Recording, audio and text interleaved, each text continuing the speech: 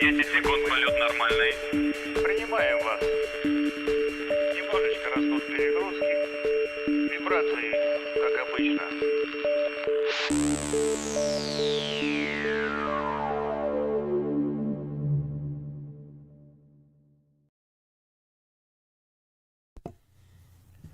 The janitors are out in full force, everybody. Now, I can't really show you evidence of this because this was a stealth sweep job. They're literally they're black bagging people. So I posted in the thread, the gym thread last night, and I followed Josh's retarded rule, which he said basically you're not allowed to call Jim a pedophile. Which is funny because not a lot of people in the thread are actually calling him that. Some people are, and that's fine. But the main argument was basically what I said on my stream, was just, this is a guy who should know better, who's interacted, who's been, made this mistake before of not taking jokes seriously and seeing the result. And then he's doing it again. And it's like I said, I think it's going to end the same way with someone. I don't know who, but someone's going to go down. Like it always happens. And so then out of nowhere, it's just like, oh, no calling him pedophile. It's like, is that really the main? I mean, like I said, there were people mass spamming like the red text, but I looked in the red text, like people were they weren't all the same posts. They weren't all, it's not like it was spam. Like they were each individual criticisms. They were just in big red text, which isn't against the rules. And we have precedent it's not against the rules because it's done in other threads. So he comes out with this arbitrary rule. Here's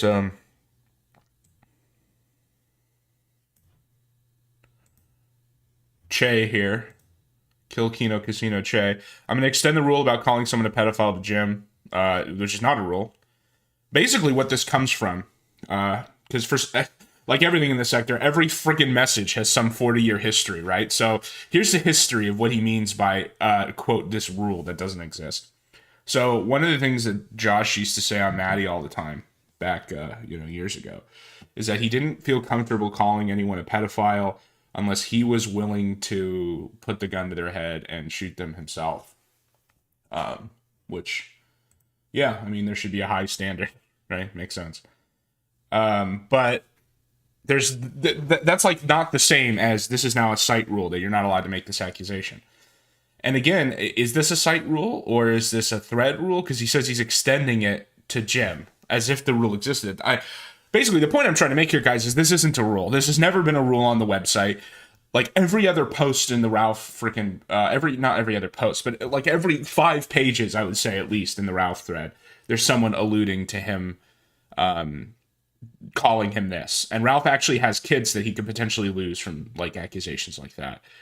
And as much as you can laugh at Ralph, as much as like the bad things he's done, I just don't think it's just a ridiculous accusation. So that's allowed, of course, but this isn't in the Jim thread. You don't understand, Josh's bathroom scribbling equivalent of the internet is like the Library of Alexandria. Yeah, well, I said that in when he made his big PPP revisionist history post.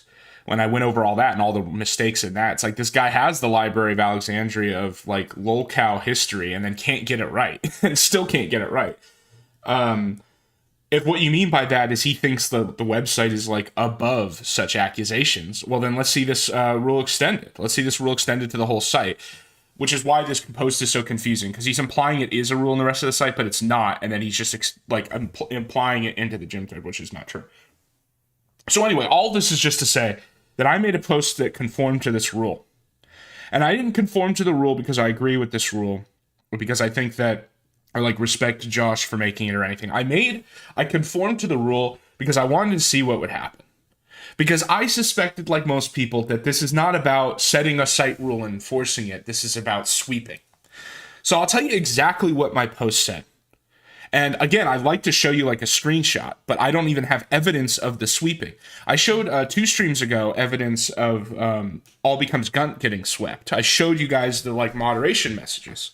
I can't show you with this because there must be a setting or something where they can delete without sending it out to people. So it was like explicitly done Like someone had to have intentionally done it stealthy. They had to have selected something so that you can't see it.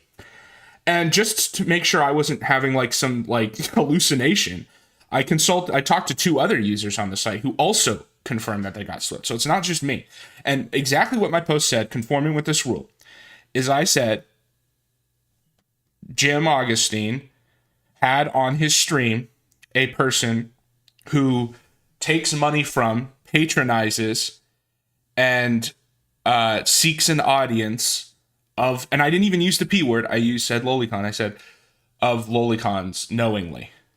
And that there are multiple examples, and I also said in red text that despite multiple examples of seeing like where this goes, and in multiple examples, I hyperlinked to my to like the evidence in my stream. Basically, I was just citing my source. Essentially, I wasn't trying to like self promote. I was just trying to show like I did on that stream, just like cite to these cases, MSC and Nick Bate, and that got swept. So I'm glad I followed the rule now, because now I can say that like we have confirmation this isn't about some fucking rule.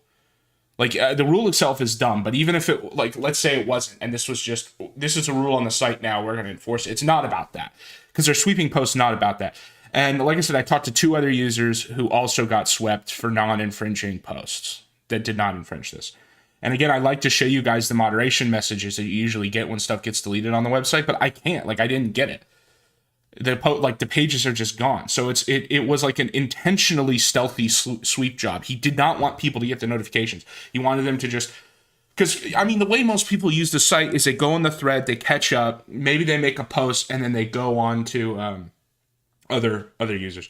Talk about Stephen Bommel's revenge corn suit and all the posters in his thread. Yeah, I saw that message. I did bring up Destiny's thread here. I have it right here. Is it near like the end of the thread, or is there a particular page? I could go over his lawsuit. Now I don't have any special professional knowledge about the law or anything, so it wouldn't, it'd be like me going over the Ethan thing. It's just my, just my amateur opinion about what I read. But from what I understand, he's kind of fucked. Like, because he had like admitted to it. It's been a while since this was like in the headlines of the sector, but from what I recall, he like directly admitted to Pixie that he disseminated it and that there was an expectation of privacy, which is, it's tough. I kind of figured that meant he would settle. He would try to settle his lawyers would try to settle pretty quickly. So yeah, it's not just banning posts on Kiwi Farms. It's not just like an arbitrary rule. It's specifically selecting not to show people. And what I was getting at is the way most people use the site is they read like a thread, they get caught up, and then maybe make a post and move on, right? So if you don't get the notification that your post has been deleted, most people aren't going to know. They're just going to think it's there, and then they'll come back a couple weeks or months later, and it's been 10 more pages, and they don't go back and check their post. There are some like super obsessed users, but I'm just talking about like normal people. So that's why they do that. That's why he did this stealthily, is so that people would not know. Because there are people who wouldn't know. The only reason I know is because when I woke up, I checked the thread again just to see if anything else had been said, and there was pages gone, and I couldn't find my post. And because I was expecting it to get a bunch of like autistic stickers because it was a big red text, and I thought that would be funny. Pixie admitted, according to Stephen on cross-examination, that she also shared the. No, that's bad. That's really bad. If she did that, that if she also shared it, it depends on. She's doing a civil cause of action. Like obviously, it's not a criminal case, so the elements of civil revenge porn might be different. She might not even be. Again, I should just go over her lawsuit, because it's possible she's not even going for revenge porn. She's going for something else with just the revenge porn as the reason. Here, let me pull the thread up. Well, let me finish talking about this. So yeah, they're sweeping in the thread. It's disgraceful. And honestly, I kind of think that we just keep posting, because it's only so long that they can just keep sweeping, and like, hundreds of pages of the thread just keep disappearing, or not like over time, it'll eventually be hundreds, keep disappearing, and people will notice it. And people are already noticing it. And it's just so stupid, because like I said, this rule is not a real rule. This is not like a rule that's enforced across the site. This is the same guy. I saw someone else post, so this isn't my original thought, but I saw someone else point out that he defended DSP's bank leaks, keeping it on the site for like archival reasons, but then he does this. And Kilkino Casino makes a great point here. Jim roasted him. Yeah, like we watched it. He specifically presented the lolicon accusations as coming from Josh and then shat all over him, and then he's still going to sweep the thread. And I think that what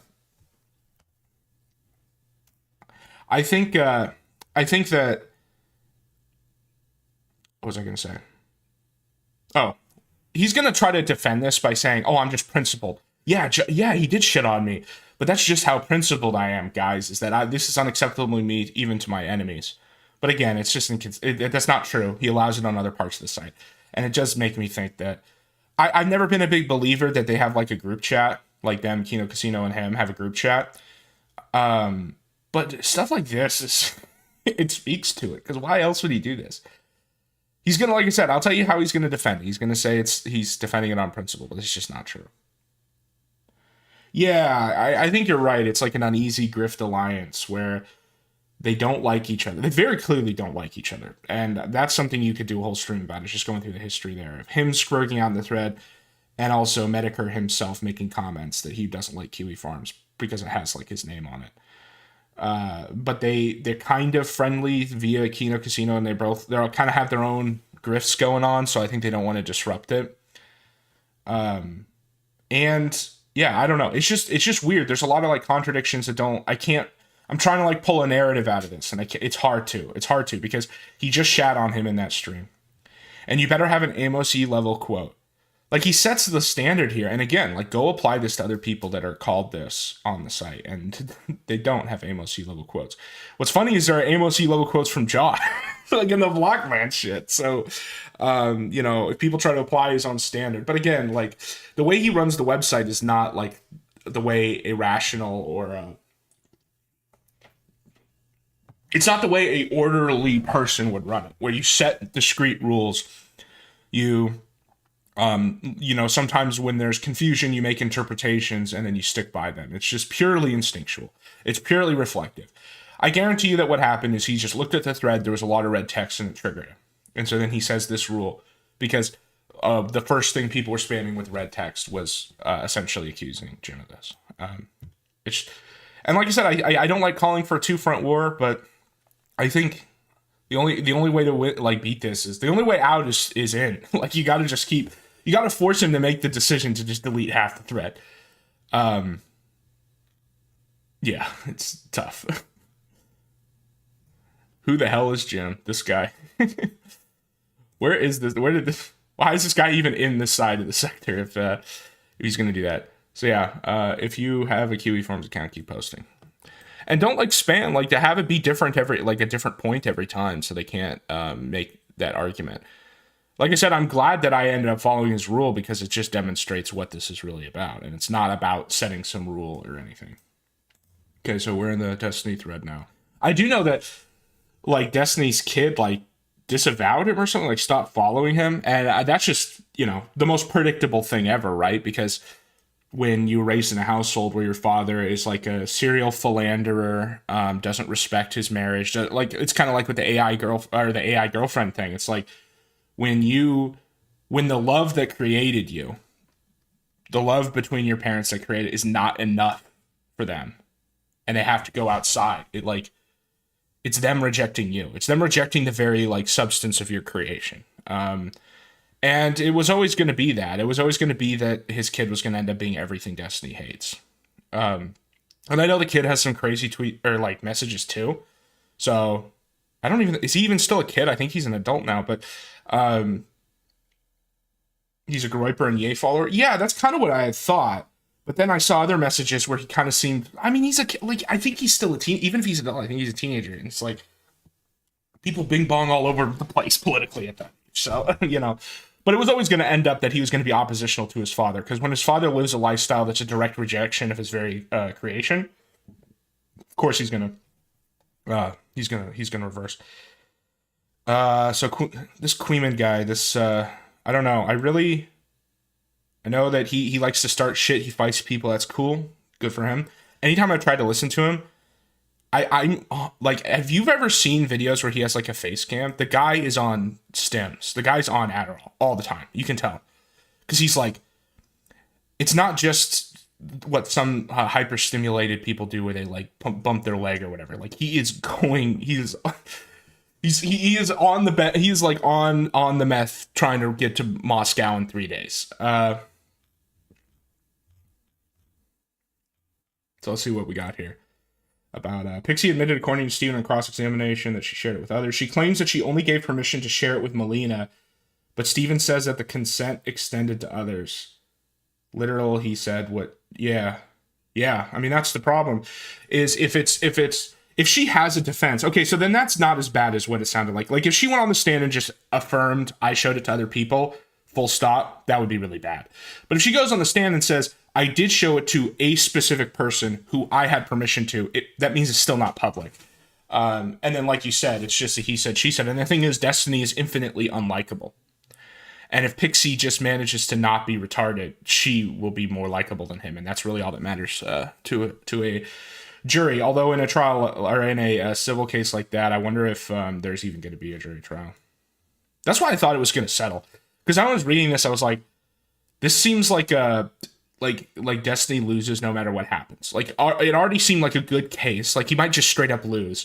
And then also, even if somehow he pulls out a win, just the discovery and the depositions like this, like what you're talking about, are just gonna tear him apart.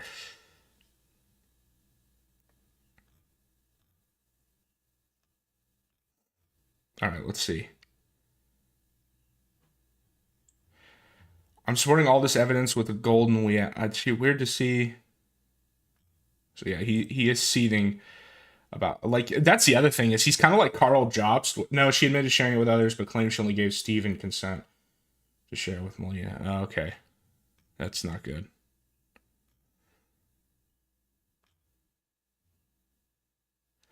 Yeah, I mean, here's the thing. From like a legal standpoint, you might be able to make the argument that regardless of who she shared it with, if she had permission to share it, but he didn't, it's still revenge porn.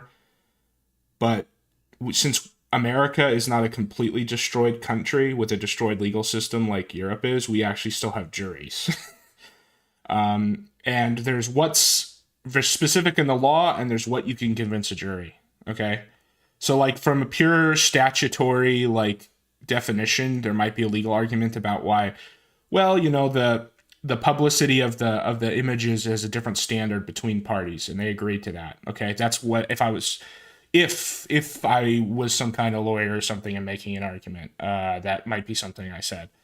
I would say, but I'm not. But I'm, you know, if that was an argument, that could be an argument. The problem is like any jury is going to be like, that's retarded. You know, any jury is going to be like, no, you guys are like degenerate weirdos who had sharing in any kind of way in the agreement, and you know, you kind of get what you fucking deserve, so to speak. Let's see here.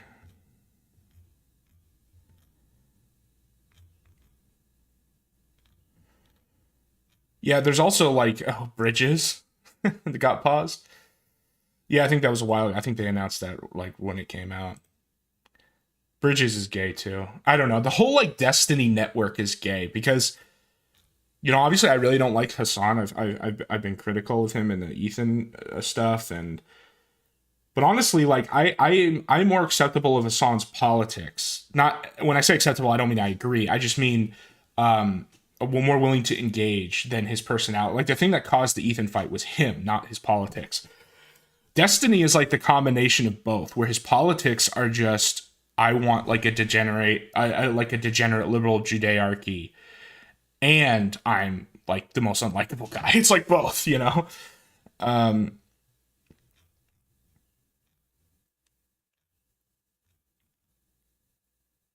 this is them talking about genocide or something. It's always genocide with these guys. Everything comes back to genocide. What I want to see, one thing that for some reason has not entered that side of things. Here's a freebie, Hassan, because I know you watch all my streams. He's a friend of the show, Hassan, actually. He gave me permission to talk about everything.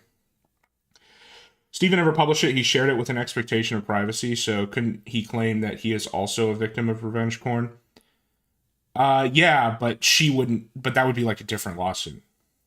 That doesn't like have any bearing on the one they have.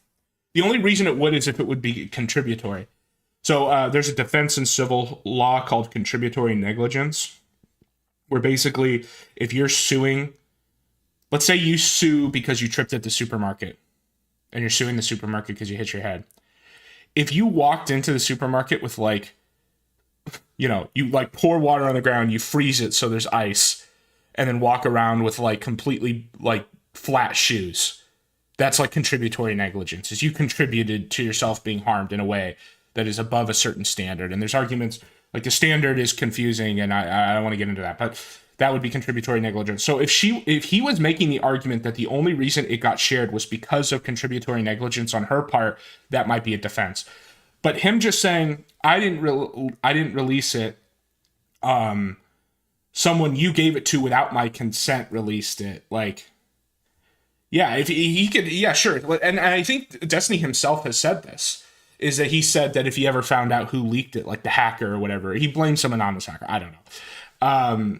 Because that's the two stories. I'm remembering this now. So there's like two stories. One is he shared it with someone who then published it, like leaked it. And so that would make him look really bad because he never should have sent it to that person in the first place. And then there's the idea that he got hacked. If he got hacked, that would be an argument. That would be an argument he could make. But if he's going to say that he's a victim of revenge porn, then he needs to sue the person that, or he doesn't need to, but he could sue the person who did that. But it has nothing to do with the Pixie thing. He would have to specifically claim that Pixie was the one who leaked it. Maybe that's the angle he's going with by saying that she showed it to others. Is that's the contributory negligence? That could be what she's saying. And that's his defense. The thing is, that's not going to get him completely in the clear because contributory negligence is not a full defense. It's almost always only a partial defense. It's only a full defense in like very extreme cases. So like he could successfully make a partial defense of contributory negligence against her by saying, well, the only reason it got leaked was because of your negligence. Like he could say that, and let's say it gets it's accepted. The jury accepts it, and he could still have to pay money. He could still get lose essentially.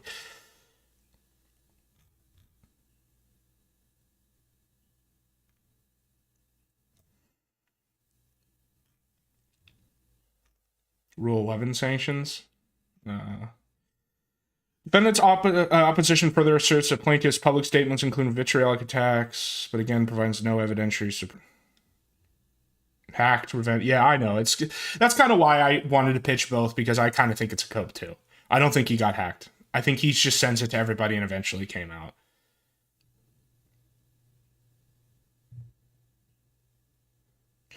Stephen's ex-orbiters and foreign posters were raging because Stephen fired his initial law firm and hired the firm that represented Prince Andrew. I would bet on him winning 60-40. Yeah, well, if he hired the firm that represented Prince Andrew and Prince Andrew did well, I don't know why that would be something you get mad at him about. That's just like him trying to get competent counsel. People read too much into that stuff. That's just part of being a lawyer, so you have to defend retards. and you get a rogues gallery or whatever. But really, all you should care about is competence.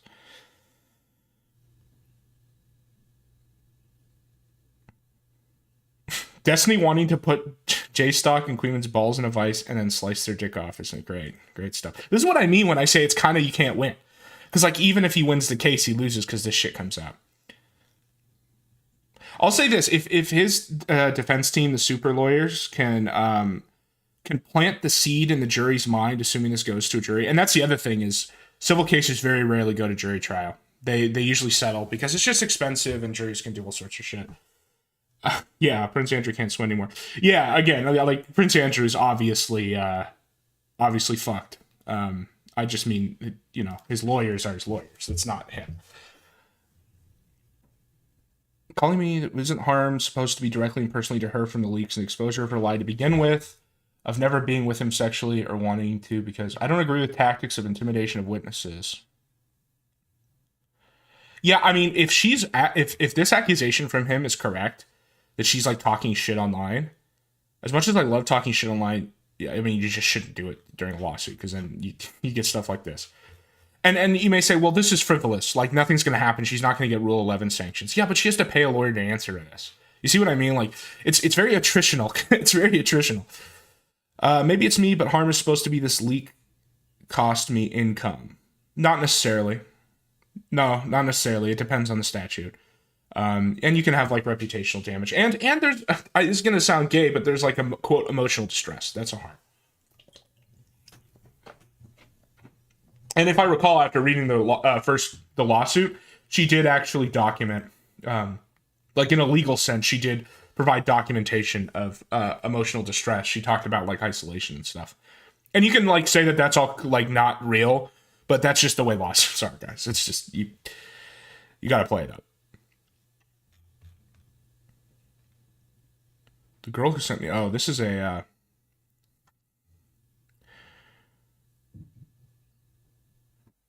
Pixie's a literal sex worker. Would it reputational damage? That's true. It's a good point. I wouldn't say being a sex worker makes you defamation proof, and that's what I mean, like what we're talking about when we say reputational damage. But that would be a good defense from Destiny, is to say specifically within this sphere of sex-related reputation, as far as like your profligacy. Well, that's money. What am I thinking of? Anyway, that's what I'm saying. It's like within the realm of like sex and stuff, you can't really defame her. At least in this way. There are some funny lawsuits. Okay, there's some really funny lawsuits from like prostitutes and stuff suing for defamation regarding whether they've ever like had sex with certain races and stuff. It's kind of funny. That's not what this is about, but it is possible. What I'm saying, it is possible to defame even within a sex worker. But in this case, I think that would be an argument, which is why I think she leaned harder into the emotional distress stuff.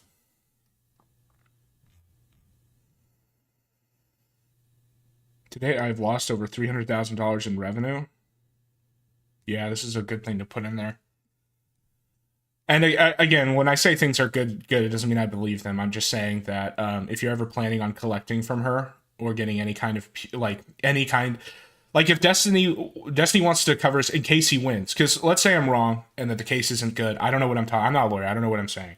And you're right that he has a high chance of winning. You want to say this stuff early so that you can collect on it later, you know?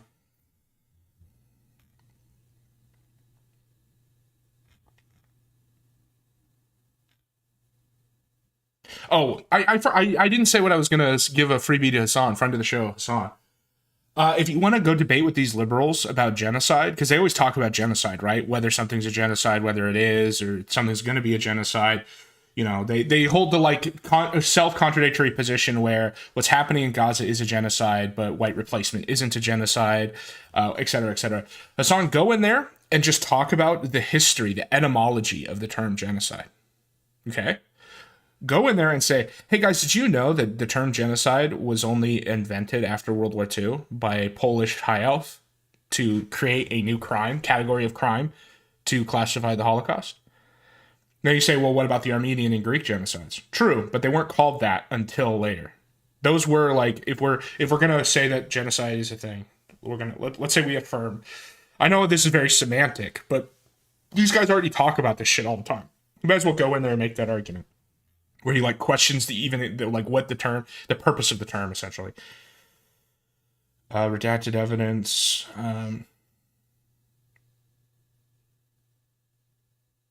This is so like him talking in his private but not private community about all this. This is like some Carl Jobs shit. It's very stupid.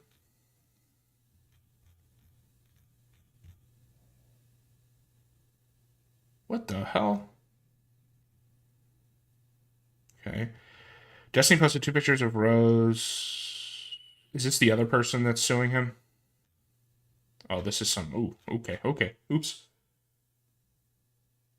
The Nords only admitted to their crimes... Well, I assume you're talking about Nuremberg. There's some very interesting stuff about Nuremberg. I have a purely non-professional interest in the law, and I was in a situation where I've been in situations where, you know, Nuremberg's been used as an example. You can really pick apart Nuremberg from a legal perspective. Here's his son getting blocked by his dad. Good. Good. You reap what you fucking sow, dude.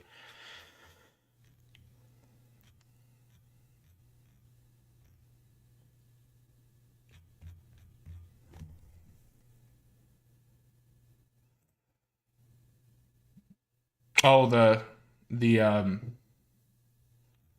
I see what I see what the guy was talking about. Rose. They're trying to introduce another victim who was like potentially underage.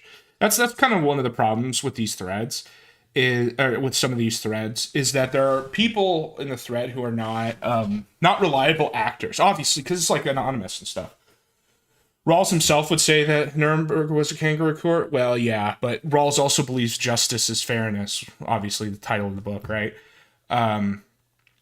Which is a very flawed perspective. The way that she would record. Okay. This might be.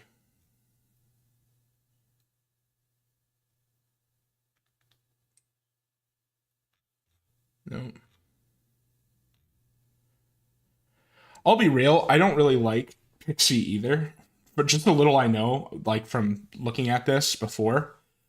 So I don't really know who I'm rooting for. I guess I'm rooting for her just because taking down Destiny would be the bigger crater in the ground. Like it's like the difference between, if Destiny, or if Pixie loses, it's like if we had nuked a fishing village. But Destiny losing is like nuking Tokyo.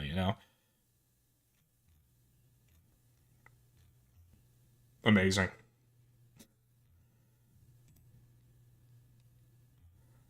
Isn't that the French movie? The French sci-fi movie with what's his face? With Die Hard in it? And the French guy who made it is like a straight up. Hold on.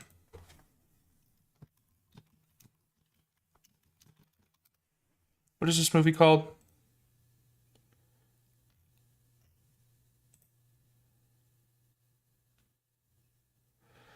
I think I rewatched this recently. It's the guy who made Valerian, Luc Besson. Yeah, this guy. Want to see like the most French thing ever? Look at this. I like French movies, but Steven was paying Pixie 250K for her to go away when she was suicide baiting. She probably should have. Yeah, probably. Yeah, no, definitely she should have. Now, there's the whole argument that the only reason she didn't go away is because President Sunday forced all this into the light. I don't know if I guess I wasn't streaming when that happened, so I haven't shared my opinion on that. But I think President Sunday is based. and when I say based, like let me be clear that that's like very in a limited sense, as in he just is he's such a bad actor, and he's such a like malicious guy that he's willing to just tear everybody else down to get what he wants. And him forcing all of this into the public, just I don't know, it's just hilarious, that whole thing, and him like recording, and it's even better too because then he got when Nick let me find this actually, when Nicholas Eats Oreos released the rest of the call, because like he had his call released, and then Nick released the rest of the call, and there's a part in there that's just straight up some like Joker shit where he's like, if she dies, she dies. It's really funny. Where is it? Oh, I forgot. Oh, okay, hold on. But yeah, anyway, Luc Besson, I'll find this in a minute. This guy, he did. It's not Valerian. It's a newer one, or older one. Sorry. That picture's from. But yeah, this guy. Where is it? Yeah, he did Leon the Professional, which is based off his own experience, except sexual. Basically, what I'm saying is that Luc Besson is like a lot of French postmodernists who, hold on. Whoa. Pixie is also a Florida law student wanting to specialize in internet.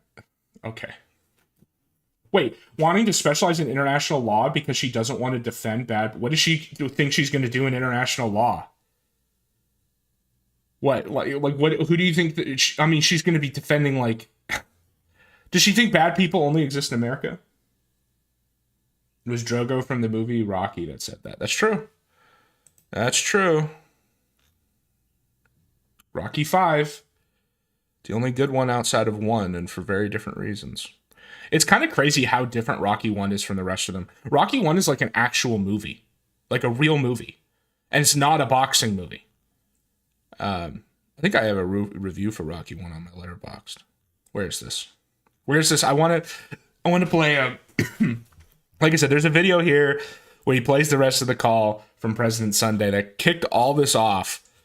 And it's really funny because he sounds fucking insane. And that's why I say I like President Sunday, because he like forced all this into the public, so it became this whole arc. Then like basically got immediately destroyed. It was the perfect example of why people don't launch nukes, you know? It's just mutually assured destruction. Counterforce, I guess, is what they would call it.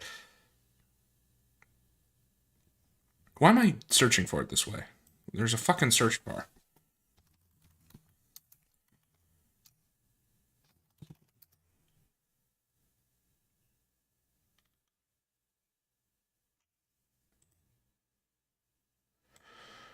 Okay. Where is this?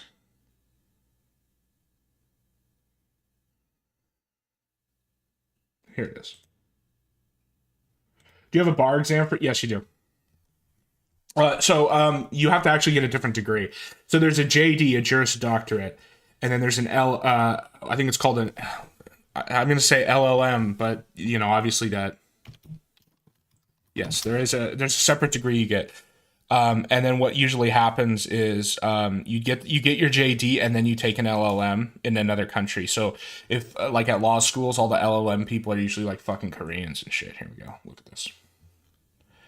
See, it's the next step.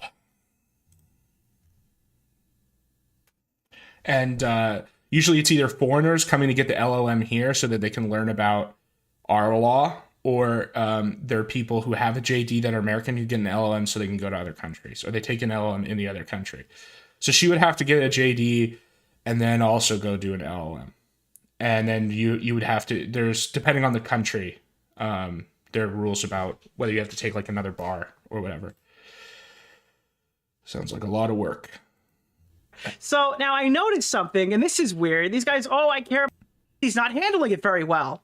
And this is my position. All I'm getting from this is she's really not going to want this to be public. Both. And I goes, well, what makes you think you were misled? It's so funny how he types. Yeah. That's not good. I don't want that. That's a bad...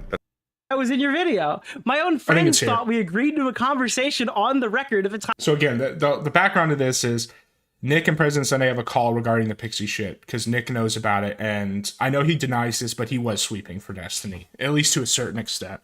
And President Sunday drops the call surreptitiously to basically force Pixie out of the raped closet. I don't know. Time of recording. But he doesn't reveal the whole thing because there's a part of this where he goes, as he says, he goes Joker mode. And I had to explain to them that it wasn't. So anyways, I let President Sunday know we were going to watch this, and we're going to listen to 7 minutes of President Sunday trying to fucking op me live in the call. Which, by the way, this is so fucking crazy that he just didn't include this part. All I'm getting from... You think she'd have trouble passing it? Well, that's the problem, is she's probably going to have to take it anyway, even if she does do international law. Also, Florida bar, I mean, that's universal bar exam, isn't it? UBE? I mean, it's not like she's trying to take it in California. You know how people always talk about how powerful the IRS is, and then you go look at the audit rates, and you realize that the IRS really actually isn't that powerful, and that they almost audit nobody, and so it's sort of just like a meme. The stuff about the California bar is not a meme. And the reason it's not a meme is because they set a quota of how many people are allowed to pass, and just everybody above it doesn't pass. This is she's really not going to want this to be public. Why did Nick not release this? Both. She wants to hurt Steven, but she doesn't want this to be known that she's done this, and this is her. Yeah. And she desperately doesn't want her family to know. And if I cover it, there's a good chance they will find out. Oh, 100%. Why do you think I haven't covered this at all? Like that's my principal issue. Yeah, that's is like here's the thing. Let's assume I was a psychopath, and I'm not. Okay. Hypothetically, if I was a psychopath. Somebody saying these things would be enough to deter me. Let's assume I was a psychopath. Let's assume I published this. Okay, well, something's changed. Which he then does, right? Okay, so that's why this is funny. If Pixie actually does self-harm in some way, and God forbid actually succeed in killing herself, now this switches from Steven did something that triggered this to I did something that triggered this. That's not good. It's so funny. He's just so obviously this ICBM like pointed at Destiny, and I just fucking love it. I don't want that. That's a bad situation to be in. Yep. Yeah. You want a truth pill? I'll give you a truth pill. I'm the only one who gave a fuck about how the story came out. Shut up, Nick. You don't give a fuck either. Okay. Where everybody, I got dragged into this for no fucking reason. I'm not eating shit for this, but I could have eaten shit for it. And that the least credible. This isn't a shit on Nicholas stream, but the funny thing is he's whining about his principles, but he is just as tactical as anybody else. He also like does all of this surreptitious shit and like tries to trick people into leaking stuff first so that he can have the excuse to. Like he is just as strategic. There is a catch to In the first video on the no, but thank you, President Sunday. I'm so glad that the least credible, smallest content biker talks about this. Yeah, if well, it anything works. happens to Like again, he kind of got vindicated. Apparently, he released several videos on the subject. I was going to ask where they were, but nobody's ever heard of them. No, I actually think he is a psychopath. I think he's literally a psychopath or a sociopath. Like he's one of those. I think he's worse than a gooner. I think he is literally evil. And I think that in a virtuous and just society, he probably would have been drawn and quartered years ago. He doesn't respect the sacrament of his marriage, and he directly advocates for like degenerate life. He directly advocates in self-destructive lifestyles to like young men that will ruin their entire lives. Like he's literally the Andrew Tate of the left. He's just as bad. I think he's a psychopath. It's the only way you can do what he does. To be able to like cheat on your marriage that as many times and not feel anything. The ability of him to make whatever argument he needs to in the moment. To win, even if it makes him look bad, even if it makes him look crazy, it is like a psychopath. There is no relational impulse to him. see in the foreseeable future. It all drops. Well, he will actually be destroyed. That will be insurmountable. Not destroyed. He'll have his channel. I do agree with your general point, though, that it was going to happen eventually, and that it's not some like unique crime against Pixie. He's done this with a lot of people. His audience, but there will be no No politics. the media company dream will. He's not interested in getting fucking vindication and there's nothing in these fucking media of in the There's last one more 48 part of hours. this I He wanna should play. fucking go down. It was on YouTube. Don't fucking beg me. Now, there's a flip side to this. Yeah, rock bottom. There's a flip side to this, which is that you and all the other commentary blokes are in sort of a prisoner's dilemma right Oh, now. I'm in a prisoner's dilemma, Which chat. is, if something does happen, they might say they felt pressure to not say anything because of everybody else in the group, or people might wonder, like, why were you the only person to do it? You knew about this, da-da-da-da. And under those circumstances, it would be very, very, very difficult to explain in exactly the same way. And I'm wondering about the people at the side as well. Like, the time span of these things is He's trying to coerce me to come out about it. That's what's happening. Yeah, well, there's one more but then he's part of gonna this, walk it like I back. said, For where he really does another kind of go victim Joker come forward. mode. Abuse his pretty funny. position and It might be in the messages. the guy is literally the second person. Glad you made a good video about it, but why do you gotta... It's not even about the lolly as much as it's like... Guys, sorry, we have to go on an off-tangent thing about Mudahar real quick. Just give me give public... you the fucking next year or whatever and make $10,000 a month on Is it Patreon here? for... Finish the segment. Nick might be a weasel trying to play it safe. Dude, I might quit. Hold on, pause. So if you think Pixie, how have they not gotten public? Microphone. I'll be releasing the audio from your call. here's something that stands to reason. If Actually, I can prove he really doesn't want me to play this audio, doesn't he? I want Steven to win because Josh instructed his followers to donate to Pixie's lawsuit. They will see. So that's true. That's true. It is very lame that he said that. I don't think anyone should be wasting. Like, the whole reason this is funny is because both these guys, like Pixie and Destiny, are gonna like waste a bunch of money, and you know all this funny shit is gonna come out in Discovery that I showed very briefly. Improve how much you know. You So should if I not be. You should not make yourself a financial victim of all this by donating I'm gonna say at the beginning of this. I'm sorry, I'm not changing course. We're going. to like a lawsuit fund, especially lawsuit funds. I really don't like lawsuit funds because Nick sounds like a woman at this point, but yeah, well, it doesn't take much. Full speed ahead. Can you fill in the blank? probably not from memory, but I'll give my best. Yeah, I'm trying to find. There's. It might be in these messages actually.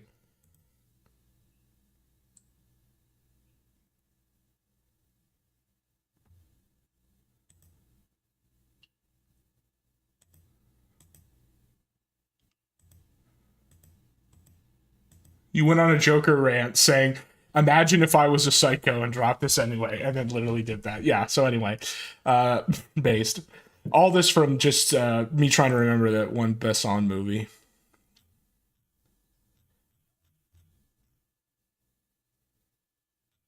I'll say this as far as Destiny winning. If like I said, if he can convince the jury that there was no presumption of privacy, even if statutorily there is, in the sense that they agreed to a asymmetrical limitation between them, he might win. Well, he might win because the jury's just like, fuck this. I don't care that technically they were held to a different standard. This is stupid. And I kind of see what point you've been trying to make, is that basically this thread is too invested in Destiny losing, and then that's why they're like coping about aspects of this, but that might actually be in his favor. I don't know if that's your point, but that's kind of what I'm seeing, at least, is that these guys are so personally invested in Destiny losing that when stuff like this comes out, they have to like cope for it. I just really don't like. I just don't like Destiny. I just don't like Destiny. But there's a difference between me not liking Destiny and wanting him to get like nuked, and actual analysis of the loss, like actual just trying to look at like what's going on and how it's what the case is like, you know. Like, it's possible to not like Destiny and also think that he might win a lawsuit. Is what I'm saying. So Laura Loomer had a massive spurg out. When can we admit that Tucker Carlson is a raging Jew, high elf hater? In reference to me and Mark Levin's show, he calls us those people and says we don't serve U.S. interests. Well, you don't. He is denying we are American because we are high elves. I know many people who know Tucker, and they have all told me they think he hates high elves. I'm not a high elf. I am an American citizen, and making sure Iran doesn't nuke the U.S. is America first. Iran would never nuke the U.S. Iran, because the U.S. is not the target, obviously, and Iran has made that very clear. They only dislike us because of our support of Israel. This is just a straight up lie. Not only that, but like the class of weapons that you would need to hit the U.S. is like a whole nother conversation. I wish this wasp. Okay, so it's bad when people take into account your identity, but not when you do it to them. I mean, just classic high elf double standard shit. We get it through his thick head when he's not busy lying about demons attacking him in his what? It's just totally unacceptable for this to be normalized for Tucker to say those people as a way to describe high elf Trump supporters. I've been in this political movement since day one, and no, being a high elf doesn't make me a threat to my country. As Tucker Carlson is trying to say, you hate high elves, Tucker. We get it. Just say that. How badly do you want to... Just spurging out. Yeah, this is how we win. I don't know. It's you know, obviously it's Laura. Laura's like fucking crazy. I think there's more too, though. She's like trying to make the argument that Tucker is a Qatar, like a agent of Qatar. I haven't been paying attention to Tucker since he got dog walked by Putin in that interview. And it made me think that he's just not, he's kind of retarded. And what I mean by that is, like, in that whole conversation, like, he just had, and I wasn't expecting him to like pwn Putin. Like, that's not what I mean. What I mean is that Putin clearly had like a position and informed by history, by his view of history, right? And Tucker was unable to meet him at that level. And that could have been disagreeing with him. Like, there's a historical argument that could be made against his view of history and his historically informed opinion, but he couldn't even do that. And it's just like, if you want to be the new media or whatever. The grocery store video was really smooth brained.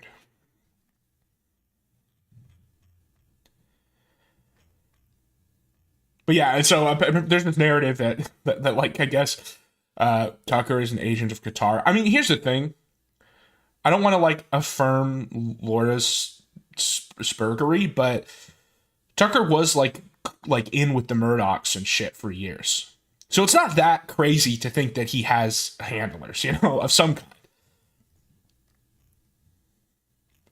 The thing is, like, obviously her argument is that you're either pro-Israel or you're an agent of Qatar, which is funny because you can like throw that right back at pro-Israel people. We spent several days interviewing. Well, by that logic, he's an agent of Putin too, then, right? Like, because he did the same thing in Russia. Putin's position was targets like saying Cuba should invade Spain because some Cubans are defended. It's a complex topic. I like I said, My issue is not necessarily that I wanted Tucker to go in and pwn Putin. It's just that Putin came at it from a historically informed perspective and like a coherent narrative, and Tucker was unable to meet him at this level. I don't think Putin's position is retarded. I think that it can be countered, that there's a way to argue against it, but I don't think it's retarded. And it's not the same as Spain, because like obviously Cuba was a colony, and also obviously it's like a different ethnos, and Ukraine existed, like Cuba was never a country before Spain showed up, whereas there were the Russian people, like the Ruthenians, before Russia, and then there's a question about whether they're the same. Like it's very, I don't want to get into the weeds, but it's a topic that requires, that can turn on very particular interpretations of history in periods where there was not a lot of good recording. So it's like, I don't think it's, and I understand you're just putting in the chat trying to make like a general analogy. So I don't think it, I don't mean to like come down too hard on it, but I do think that there's an argument to be made.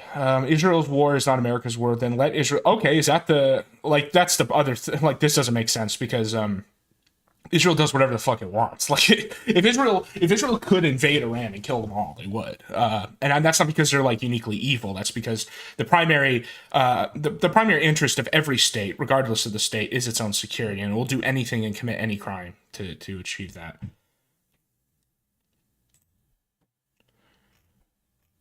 Yeah, okay, here's the thing. Like, don't write 10-page papers just because someone's talking shit online.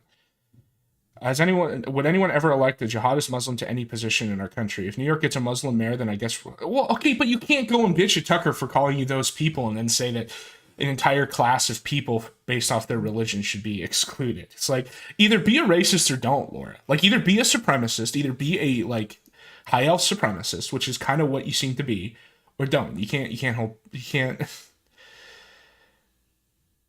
I wish I didn't have the... You think Tucker's on Putin's? Maybe. Yeah, I mean, after the whole dim fool shit, I don't blame people for thinking that. I don't think that they're stupid. I don't think that it's like, yeah. I won't say I necessarily think it's true, but I don't think it's a crazy thing to assert. And, it's one of those problems that both the right and the left have, where, like, our enemy, like the enemies of the United States, well, not the enemy, other competing state actors to the United States, because enemies is already too prescriptive. Competing state actors to the U.S. are both either hyper, like they'll bounce between them being hyper competent. Interest of any state is self-preservation, and it's going to use the same tactics we do. And we fund like dissidents in other countries. We like try to achieve regime change and all of this stuff. So it makes sense that people, especially in our country, when there's such a massive media complex, that there would be money floating around. The only tweet that matters. Oh, well, you got Roseanne Barr on your side. There you go. Anti-Trump, pro-Iranian regime protest. I've said before I want Iran to get nukes, but I wouldn't say I'm pro-Iran. Like, I wouldn't be walking around with the Iranian flag. It's one of the dumbest thing a lot of these like Palestinian protester people do, is their optics are terrible. Iranian agents plotted to kill Donald Trump. Yeah, I know that she's pushing this claim. The problem I have with this claim is that it's very easy to say the guy who didn't survive the attempt. You can assign whatever you want to him. Like he'll just be whatever tool you need. And like, if you look at the guy who did it and look at his history, he does not seem like a guy who would have been in contact with even indirect agents of Iran. Like, obviously, it's not like some guy in a turban is going to go to his house and be like, so, you ever thought about, like, shooting Trump or whatever? No, I mean, it'll work through intermediaries. That's how we do it. That's how, like, the CIA does it, is they work through, like, 2 intermediaries in the region. So people are, like, doing stuff without even realizing who they're working for. How do you know, Tucker? Yeah, prove a negative. Just, also this. So, like, this is Liver King. This is this is guy who's like a, fitness type grifter. I think it was more plates. What is it? Less plates, more day. What's he called? You know who I'm talking about. He did a video exposing that the guy's like totally juiced. Well, no shit. Whoa, dude. But that was like his whole thing, is he was saying his, natty. JFK didn't want Israel. Yeah, well, they shouldn't. One thing that I said was funny is if we truly had a president that actually like was interested in U.S. foreign policy interests, his interest would be disengagement from the Middle East, other than to ensure the freedom of navigation. And the way he would do that is he would cut a deal where Israel gives up its nukes in exchange for like a super invasive treaty with Iran, and then Iran just becomes our viceroy in the Middle East. And Iran's a good choice for that because they don't have wide-reaching revisionist territorial claims, and they're pretty internally stable. Because like even if like the theocratic regime in Iran falls, Iran will still exist, if you know what I mean. But you know that's not what happens. Instead, we bomb Iran for having nukes, and the only reason they want nukes is because Israel has them. But yeah, so Liver King, this guy's like he LARPed about being natty. Everyone knew he wasn't, but no one could prove it. And so then more plates, less dates, more plates. That guy, he proved that he had like old emails from him from like years ago and proved that he wasn't natty. Then he kind of lost. Like his response initially was actually pretty good. He basically just fessed up, which is kind of what you have to do. But now I guess he's like gone off the deep end, and now he's a schizo wandering around Austin getting arrested. What I think he looks like. Okay,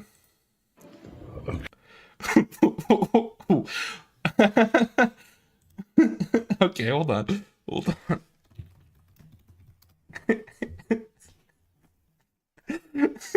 at him. He's gonna go in jail like this, and then he's gonna come out with pure white hair. You know? Hold on, I was joking around with a friend about this last night. Let me find some of our quotes.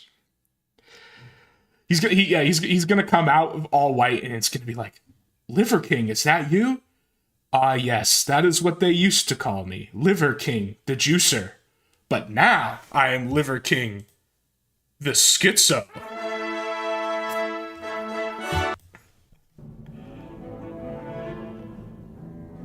Where's Gandalf music?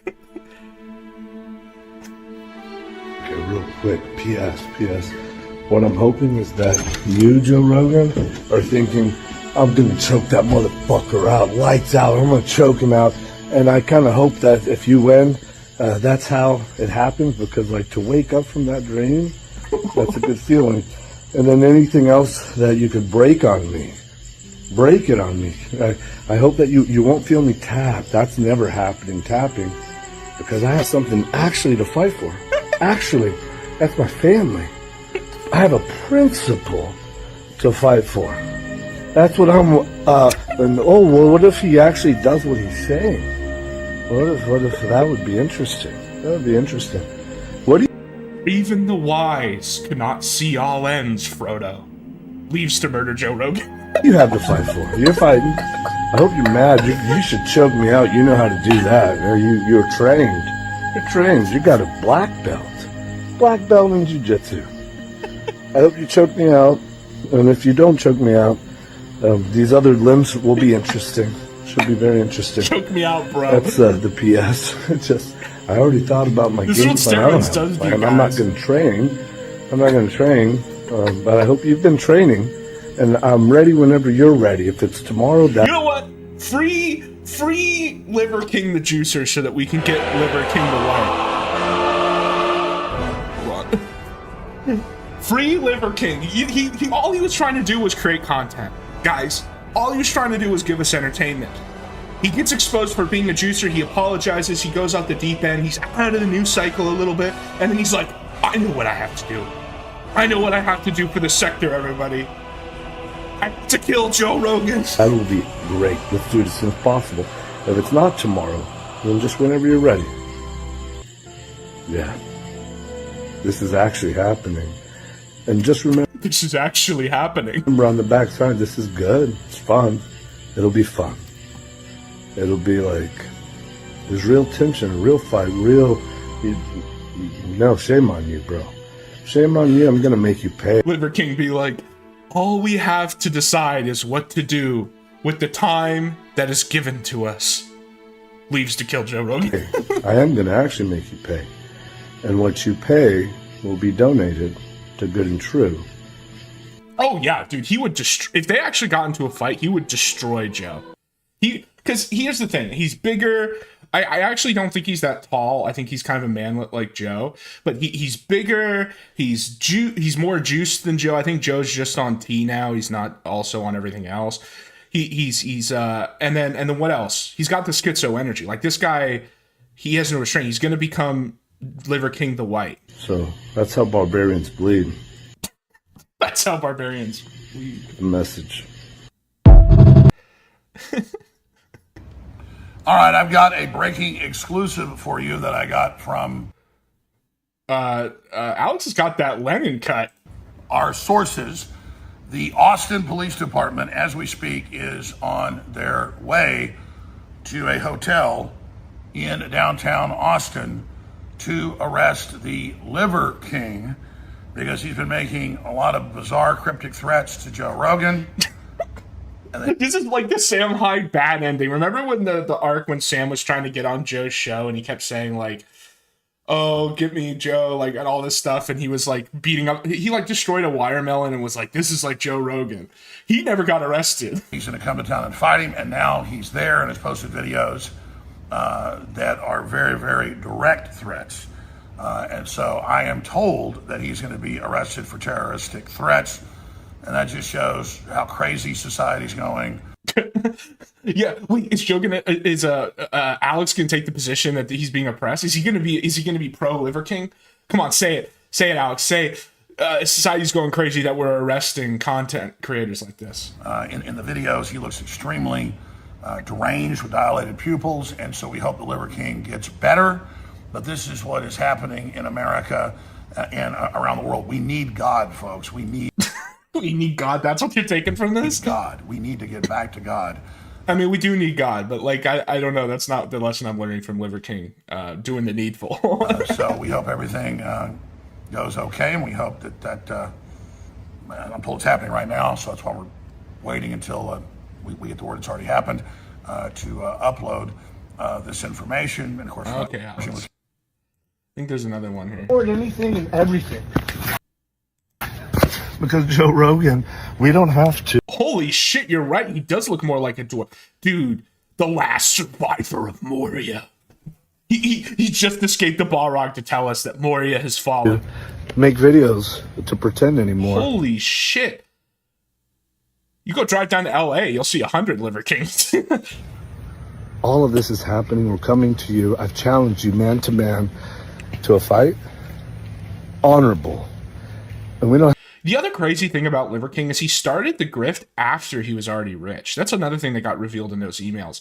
Is that he already had a ton of money and was like living out on like a big self-sufficient property. He could have just raised, like, got married, raised kids, and been comfy out there. He could have had like the dream of every right-thinking white American man.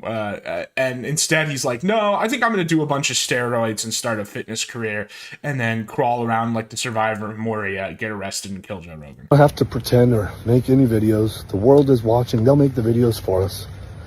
And you don't have to hold a camera. You can hold the hand of somebody that you love, because what happens next to you, you're going to need to remember that feeling. You're going to need something more than what you did to give you something to fight for, because I have my family to fight for. How are you fighting for your family by killing Joe?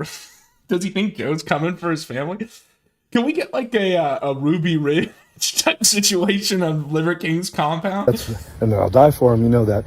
And you're a black belt, but you've never come across something like this. Yeah, you know what? I'm on Liver King's side. Go, Liver King. Deploy, Liver King. Patriots, go. Willing to die, hoping that you'll choke me out. I pray to God, because that's a dream come true. It feels good. And then... Hold on. Did he just say he would be like sexually aroused by being choked out by Joe Rogan? To God, because that's a dream come true. It feels good. Something like this. Willing to die, hoping that you'll choke me out. I pray to God, because that's a dream come true. It feels good. Hope you choke me out, bro, and really get me off. And then the limbs, I'm fighting for my family. How are you fighting? Well, yeah, you're right. You're right, dude. If he had to do this, his family would have been doomed if he hadn't driven out to Austin to get Joe. So limb. Go ahead. But then you have to contend with something else. And I weigh 177 pounds. An actual savage. And I am a threat. I am dangerous. So at first you're like, fuck that guy, fuck that guy. Okay, I see why this is different than Sam now. Right? When you all of a sudden he did get your attention, which I already did before this, you're saying, I'm going to choke that motherfucker, that piece of fucking shit, I'm going to choke him out. That's what warriors do. You and Andrew Tate are good warriors. But you're actually better than that real tension we have. Comedy that you do is good and true. We have real tension. But what I see in you is... Oh yeah, no, he would have eaten his heart right then and there.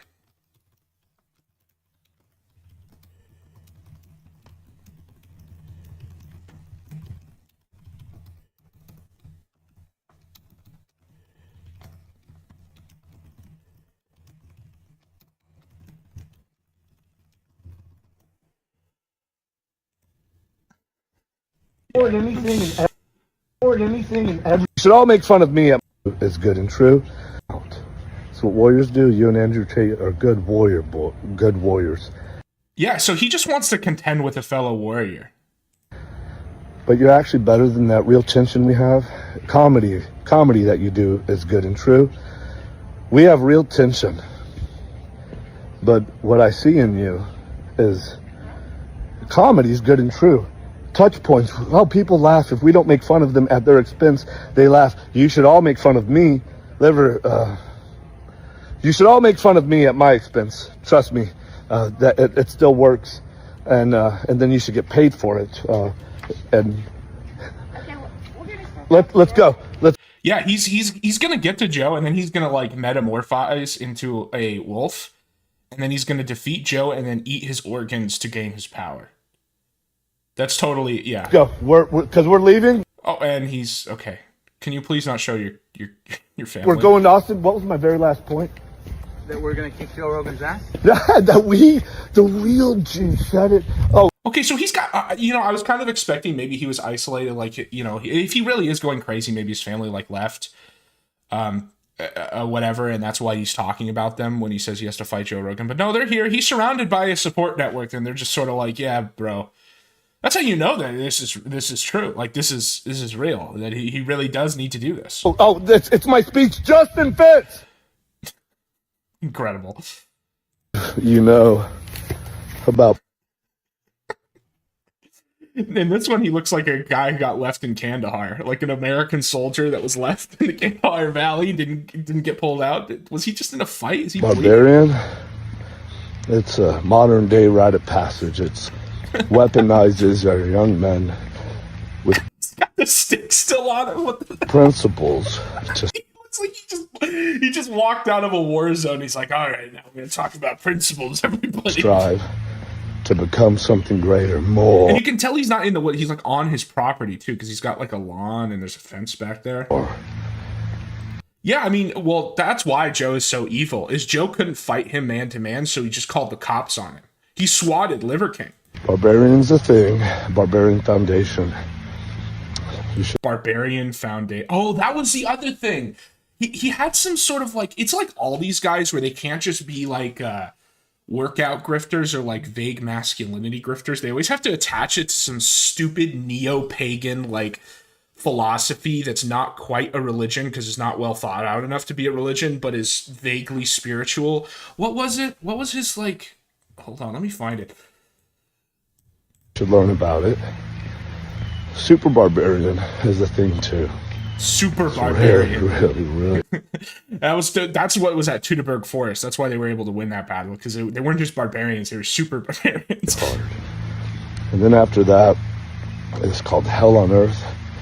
It's 1,000 bloody knuckle push-ups from sunrise to sunset.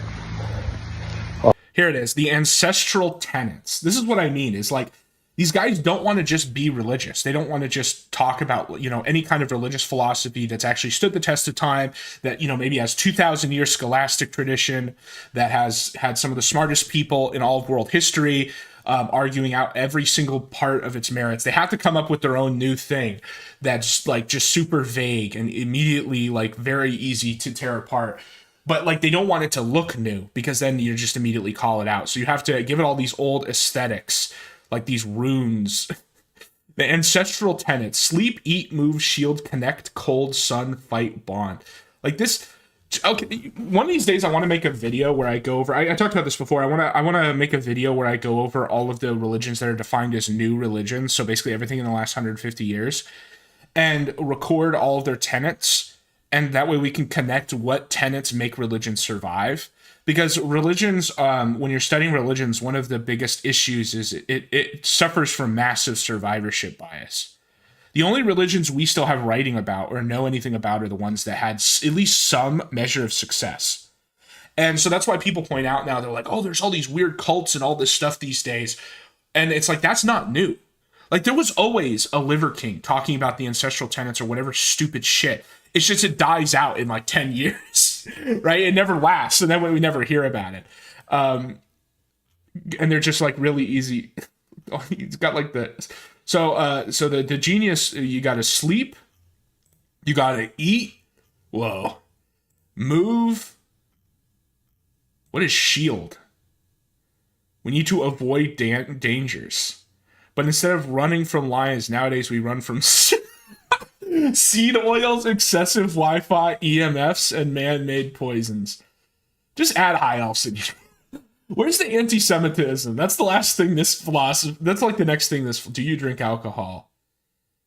Straight for the ethanol. Let's go. How do I shield myself? Drink Everclear. So here's some just really basic questions for this... why am I even doing it? Where does this come... what is truth, Liver King? Where does it come from? Where do the ancestral tenets come from? Is it purely practical? Is it just anthropomorphic? You should call Mormon Shaggy. I've said that before, is that I kind of want to do a talk with Mormon Shaggy where I rape Mormonism, because it's very easy. And he would probably just end up falling on, but faith, bro. And it's like, I'm Christian. I also believe in faith, but I also believe in a divinely inspired church that, again, has withstood 2,000 years of intellectual attacks and built the modern world, not Joseph Smith's final revelation. That like one of the biggest problems with Mormonism is to believe that you have to inherently believe that Joseph Smith was superior to Jesus, and Mormons don't want to admit that because obviously it means they're not Christian.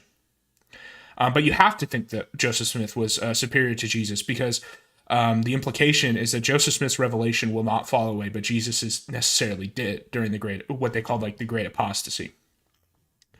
Connect. So is connect... So what is this? Is this like ritual? I mean, Pope Francis did pack the conclave with his cardinals. So it's sort of interesting, the conclave stuff, because Francis did assign more cardinals than anyone else, although he put in a lot of people from the global south and east. And a lot of those people are not, quote, progressive or non-doctrinal Catholics. So it kind of backfired. And a lot of the ones that retired before this one were the more liberal ones. So it's interesting.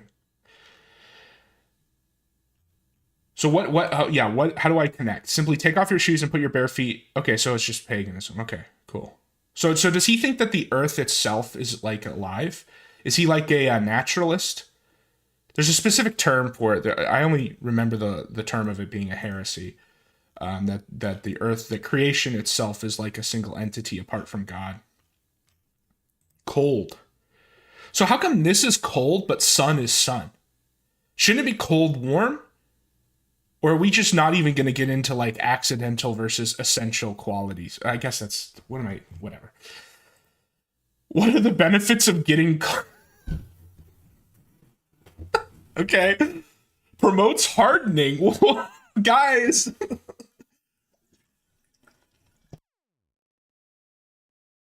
Promotes hardening. So is this like a blood circulate? So he is just talking about erections here. Our master antioxidant. It is funny how these guys like... Why did he steal Lemmy? Yeah, you're right. Hold on. Comfort is not... Ice your balls? Totally. Yes, guys. Okay. I know I've been shitting on this the whole time, but okay. Ice your balls. Sun your balls. Eat raw garlic. Mewing. What are some more? Jelking. I'm waiting for someone to invent the auto jelker. All these things work, by the way. Rhonda Patrick, PhD. Again, you can't really have it both ways, man. Either this is a scientific approach or this is like a intuitive. Yeah, look at his hat. I want you join the barbarian. Isn't that an oxymoron? Because a legion is like an organizational unit that is brought about by civilization, which is the opposite of barbarian. Yeah, Joke Master 9000. First person to make an auto joker will be a billionaire. The 7th ancestral tenet. So this is just vitamin D. A lot of this is just taking like basic advice like sleep 8 hours a day, eat a protein-rich diet, go outside, and then like wrapping it up in weird pseudo-spiritual imagery. Push even further beyond. Chop firewood. Play sports. Send money to Israel. Do you practice any martial arts? Jiu-jitsu, yeah, of course you do. You often talk about simulating hunts. Oh, so that's the philosophy. That's the like ontology here. Is because the ancestors did it before the advent of civilization. It's like, okay, so this is kind of similar to the Whig theory of history, the like gay Edward Gibbon, Christian Dark Age theory, where it's like we would be on the moon by now if like history civilization had been hijacked by the church, like that theory. It's kind of like that, except even more extreme, where it's like the minute any civilization occurred, you remove the intuitive element of human living, which is somehow better. The problem with this theory is that the hunts were organized. So that's already civilization, buddy. Like if the theory is that the minute you introduce any organization or civilization into it, you dilute the intuitive element that has some kind of like, inherent wisdom, then even the hunt itself is an organizational system. Like they would have a leader of the hunt. Like you could go all the way back to pre-recorded history and that would still be civilization under that formulation. What are the benefits of simulating hunts? You'll feel better. I mean, it's just like exercise. Like, yeah, well, no shit. Bond. Why is bonding important? So is this just make friends? Like, I just don't know why you need this to follow this basic advice. If you want, like, the spiritual element and the same advice. Wisdom. Okay, hold on. Oh, no, this is just the ancestral wisdom. Yeah, when was his last, like, article? When was his last thing before he entered the killing Joe? Before he had to kill Joe Rogan to save his family?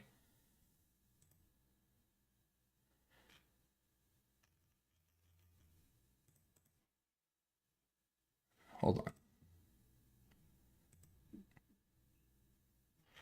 Wait, does this website have a submission box? Hold on. No. Do you think Hector and Achilles were hard enough to tolerate this routine? Well, that's the thing, is the routine makes you hard. That's not me. That's what it says. Look. We'll go. Hold on. Masculinity. Which one was it? It was cold. So cold promotes hardening. So you have to already do the ancestral, you have to do the routine to get hard in the first place. And that's the other problem, is Achilles and Hector, they're like Meds, right? They're Greek, which is warmer. Wait, you could totally turn this into like a Nordicist Nazi theory if you want to. Because if cold promotes hardening, then wouldn't that mean that Germans or like people in the North are harder? This is like someone should write an article that's like, why you're racist. I'm sure someone has, honestly. I'm mad he doesn't have a submission box. I would just send that in myself, honestly, if he did. Okay, also, yeah, Levin is spurging out too. There was some stuff. stuff here where he's replying. I saw he's just replying to like randoms. The Thulian perspective. Can we get a Liver King Varg cross like collab? Yeah, I mean he's already going to jail to the regime, so like, you know, he might as well. Many more asshole funded by your Islamist. Look at this guy spurting out at just randos. Islamist family. Does this guy have a? Do you guys think this is going to end up being an Islamist? A veteran entrepreneur constitutionalist with 200 followers? Agree with me, or I'll kill your Islamist family. But no high elf haters. Varg would hate this guy. Yeah. Well, yeah, you're right. Varg hates everybody. That's kind of why he's funny. Jew hater. This guy, what? This guy's a...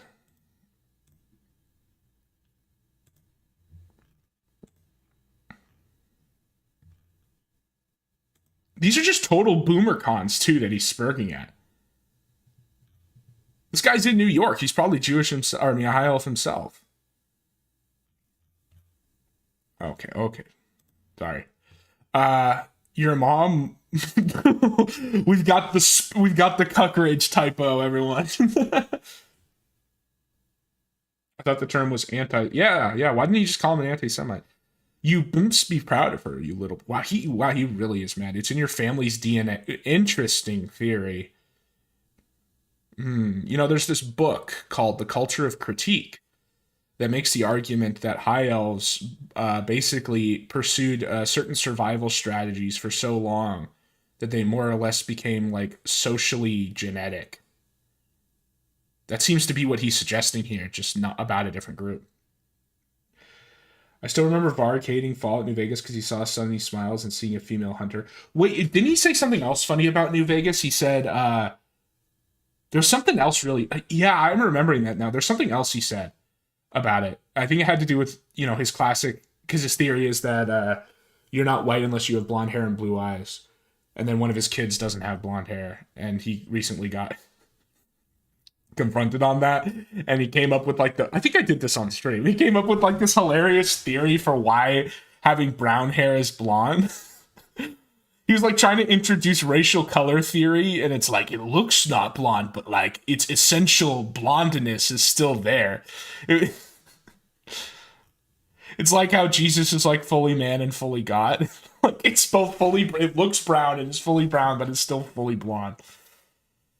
Mostly Islamist. So it's just everyone's an Islamist. Sicko. Yeah, dark blonde.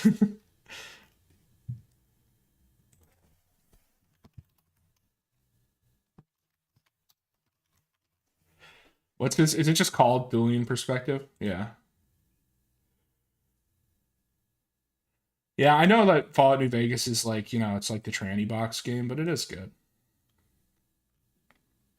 This isn't him, is it? No, this is not him. There's no way.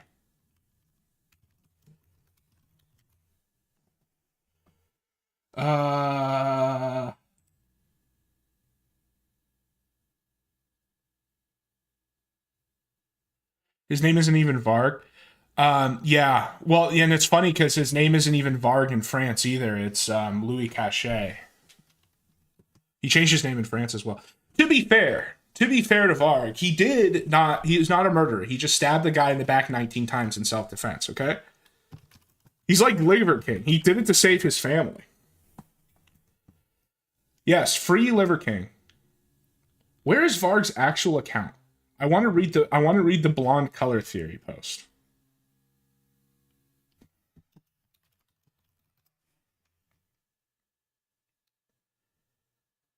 Here it is. Here we go.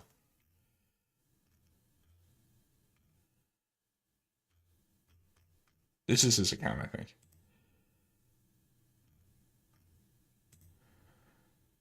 Does he tweet a lot? Am I going to have to shift through a lot of bullshit? Varg, please don't... I hope he's not retweeting anything lewd. He wouldn't do that, would he? He was doing it for the album cover. Yeah, exactly. Exactly. He was willing to suffer for his art. It's like how I say that the only actual funny stand-up routine, because stand-up always positions itself as like pushing boundaries, but then no comedian ever actually suffers consequences for what they say because they never actually say anything unacceptable. Which means that the only truly good stand-up routine was by this guy named Michael Richards at the Laugh Factory, because he actually suffered from it. I think I said this last stream. I'm just gonna say it every stream because it's funny. I'll say it until everybody else thinks it's funny too. That's how jokes work. Come on, Farg. Where's your coat post? Maybe I should have just stayed in the search. This is the downside of having never had social media before this, is that I don't know anything about Twitter or how it works. The esoteric lore is that they fell out over a Mongolian girl. It is ironic his father named him. I didn't know that. I didn't know that it was over a girl, but that makes total fucking sense. Obviously, like, politics and everything has been assigned to it since, because that's how everything works, right? Almost everything is just a result of some personal feud or whatever, and then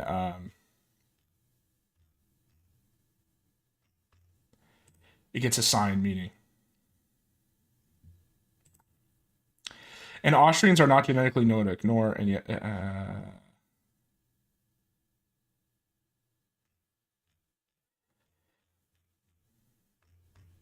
Varg, if you don't give me your whatever, I'm wasting too much time on this.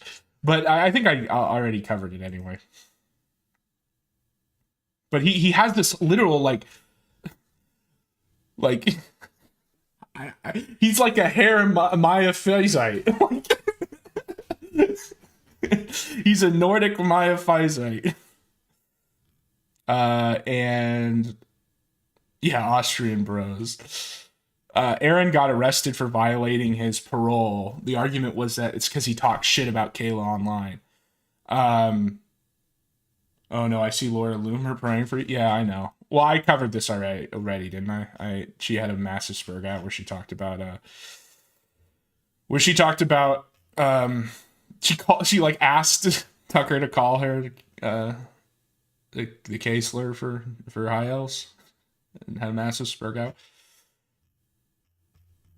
Yeah, I don't know. It's just I don't know how anyone sees any of this and doesn't immediately be like, why is this the only thing these people spurg out? Oh wait, this is what winning looks like, everyone. Loyal Loomer, blue Trump buddy. Yeah, I know. She's so fucking crazy, man. I don't know why anyone want anything to do with her. Like, I don't even know how she got as far as she has, because she just like, even before she opens her mouth, she just looks crazy. Like, she just looks like a person who's insane. Yeah, exactly. I don't know how she fails upward. She always like burns every bridge. She gets caught being an idiot. She looks insane. Speaking of looking insane, another win for the toe. One of my Ricada videos, I had to watch a Aaron clip to because he talked about it. And the whole time I couldn't even focus on what I was trying to cover, which is like, I forget what it was. It was about, I don't know. I couldn't even focus on it because I was so like pissed at him because he's so dumb, and he just like, he's like the VTubers. I could only like listen to so much, and I'm like, this is the Laura Loomer is a man schizo post.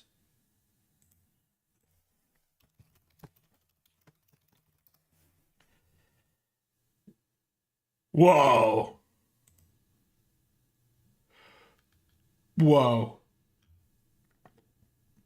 You're not ready for this conversation.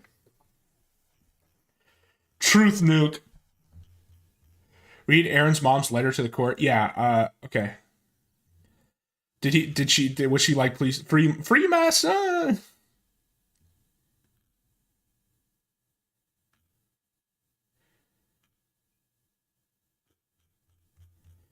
It was really stupid of him to continue talking shit about his victim online.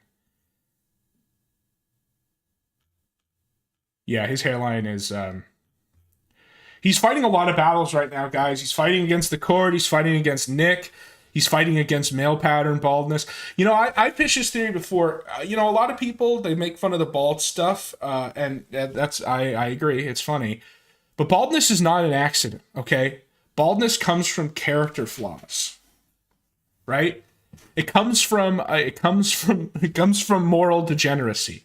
So if you see a POB, a person of bald, just know that they had to get there somehow. Something had to happen.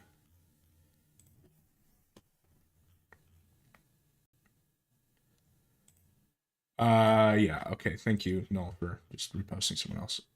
$100,000 bail. I know that his mom's thing is in here. Let me. I'm gonna go on the third I hate the Nick Recato thread rant, everybody. I fucking hate this thread.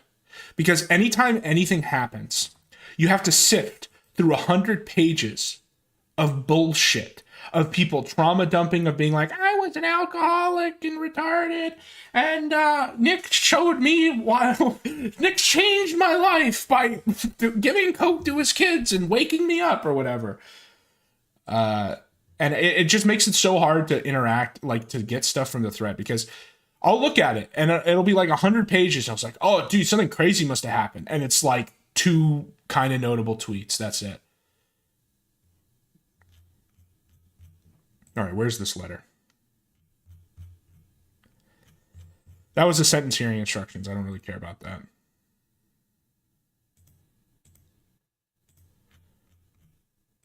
I hope that this inspires Nick to like get on Whippets and do a crazy stream. How likely is Josh to obtain the body cam footage? Is it true the state, the judge, the defense, the prosecution? So I gave like a bigger analysis of this on my Recato video, but I'll just give you the short version. The argument that the state is using that it's a clerical error is crazy. Now, that being said, that doesn't mean that they're going to lose. It's just, it's crazy they're making that argument. The fact that he was able to get Hardin to personally sue the city is a giant step. And it means that this is going to go on forever. And I hope it comes out because it's going to be entertaining. Nick saying that he has a case about suing because they showed the body cam footage, that might actually be true, and it's weird. The problem is them showing Mama K the body cam footage speaks against it just being a clerical error.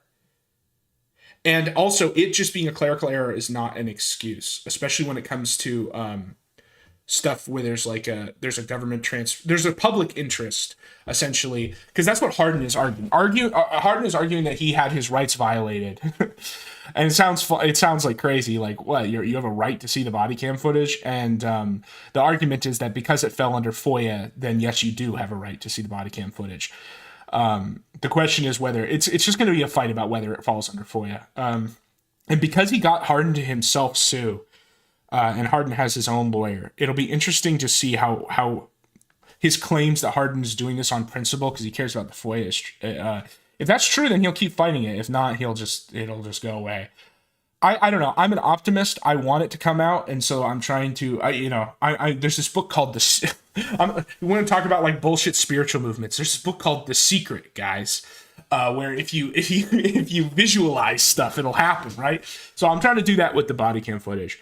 As crazy as it was a clerical error is. I mean, how far are they going to take this? Are they going to take it to like a district court? I doubt it. And if they do, the district court is probably just going to affirm the judgment of the lower courts because because the problem is if you don't, then you're implying that there is maybe not a conspiracy, but a conflict of interest. And then you get like internal affairs. It's just a whole fucking thing. Nick it is kind of Hardin's thing to do this. So I can believe it is his sector of expertise, of interest, of legal interest. So he might do it just for that case, because if he does take it all the way and he takes it up to the district court, it could look good for him.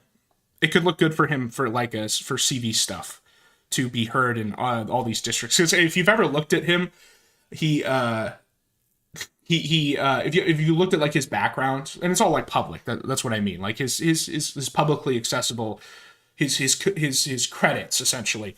He likes to talk about all the different jurisdictions that he's argued FOIA stuff. So it's kind of in his career interest to take this as far as it can go. I don't think there's a conspiracy. The problem with saying there's a conspiracy is if you affirm that there's a conspiracy for Nick, it means that him saying that there was a conspiracy against him is also on the table. And I think we all agree that it's crazy, the idea that there was like a conspiracy against him to arrest him. And so if we're going to say that's crazy, then I think that we should have that same standard on the conspiracy towards him. What I think happened, honestly, is that the city, the county just wants this to go away. They want this arc to be over. They want to leave the theater, okay? And they want the movie to end. Now, we don't want the movie to end. I want to see the body cam footage. This is all very entertaining, but they want the movie to end. And they're doing what they think is like the easiest, most direct way to do that, which is, it's a clerical error. The body cam footage isn't coming out. I don't think they counted on Hardin himself suing or getting anything like that involved. Yeah, I think that they're retarded and mess up, and they just want the movie to end and they want this to go away. The problem, the thing is, if that's what it is, it indicates that if there's a pushback, a concerted pushback, then they might just relent and release it so it goes away. If Hardin loses, will he crash out and go traveling American RV as a renegade? High hopes. Well, okay. Dude, that's a good theory. What if he, okay, maybe that's what we want. Okay, if there's no body, I guess we win either way. If he wins, we get the body cam footage. If he loses, he should join IP2 as the IP2 lawyer, where he gets the RV and he gets Chicken Andy and all the degens and then streams going around. And I'm surprised they've never got an IP2 lawyer to stream with them because they're always getting arrested. They're always doing illegal shit, right? He'd have business all the time. Oh my God, and you can have him on retainer where you take a percentage of the super. Oh my God, someone should do this. Someone should do this where they take a percentage of the super chats as the retainer. And they're just there at all times so that when they get arrested or they do something illegal, they're just already there to like bail them out and sift through all the cases. Someone should find a public defender to do this too, because they're always desperate to get out of that job because it's so fucking shit. Any lawyer, any guy in law school who tells you that he's going to serve the public and be a public defender, literally 90% of them get burned out after the first year because they basically get red pilled, like super fast red pill. The next avatar of Fed Smoker, yeah, I wish, man, I wish. Yoba's down for another. Does Nick still have the Monty suit? Probably. I wonder if we'll ever see Nick dress up in that skirt again. I mean, I don't want to see that, but I also think like anything's on the table with him. Have we seen Hardin win anything? So if you look at his credits, he has a lot of appearances, but not a lot of, at least in the credits, saying that he's won a lot. I'm going to skip the show tonight. Yeah, I think you're in jail, bud. Okay, so where's this letter from his mom? That's what I'm looking for. Iru mentioned it in the chat, and I want to see the please let my son out of detention letter. And that's what made me start spurking out about these threads, is that it's like one thing happens and you have 100 pages of all these former fans being like, and it's, come on, guys, come on. We don't need... It's crazy that Monty has a strip mall lawyer. Well, that's because Monty is actually like a real person who lives in the real world. So he like budgets. He like gets what you need. He gets the right tool for the job. And for like for an offensive defamation case, you generally need a very good lawyer because it's just, there's a lot of hurdles that you have to get over. But with Nick's situation, it's so statutorily clear. You literally just play the clip and it hits all the posts, all the elements. So that's really all they have to do. It's like very boilerplate.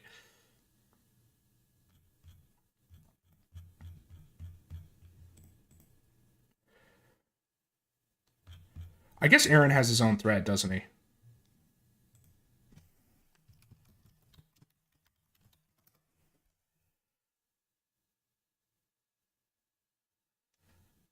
Yeah, it's also funny that it's clear Randazzo really hates Nick. And he's not he's just not doing his job. Nick isn't, I mean. Lack of quality control. Yeah, for real. There's just too much trauma dumping. There's too much bullshit. One thing happens and there's 100 pages. It makes me want to be a Rekieta guard. Not really, but...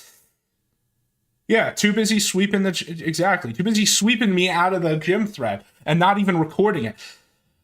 It's so sus, honestly. It's so sus that he specifically swept it in a way that it would not send notifications to people. And like I said, I think the idea behind that is just because most people don't go back to like check on their posts, obviously. So they just think it's still there and it's not. I probably just have scrolled right past it and I'm just stupid. That's probably what has occurred here.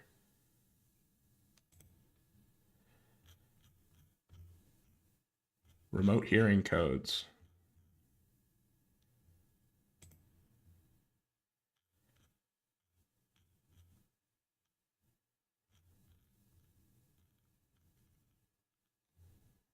Keanu looking like Keffels? Yeah.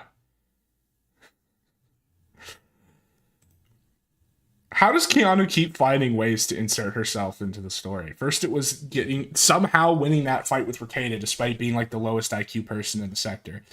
Then it was the Gabe Hoffman thing, and then having Ethan on.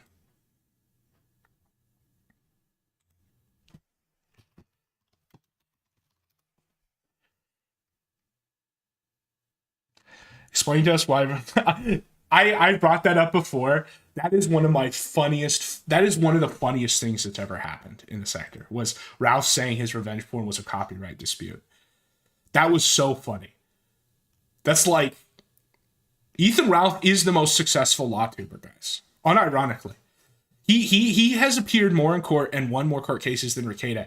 And that is such like a novel, like law school, like I'm not saying he's in law, but I'm saying like if you were writing a law school essay about like, let's say you have a question about, you're in crim law and you have a question about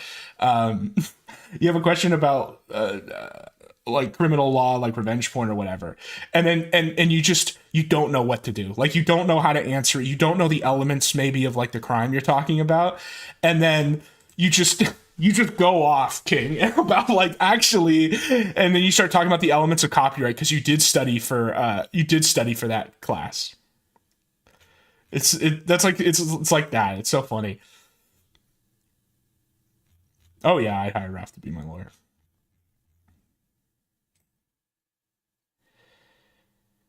Dear Feeder should have stickied this. I'm still mad that I can't find this letter. Candace apparently says something here. And so today we did something because we're so interested is we put... Come on, Candace. Put up the culture of critique. ...a bounty out. $10,000 for an influencer that got paid, a micro-influencer. Here, what page and which thread is it on? Which page, if you remember? Sorry for making the chat do that. I looked. Ethan Ralph is a reincarnation of King Henry VIII. Yeah, well, he definitely looks like it. And he has a bunch of wives. Honestly, Ralph's kind of more powerful than Henry VIII because Ralph has produced more children than Henry VIII.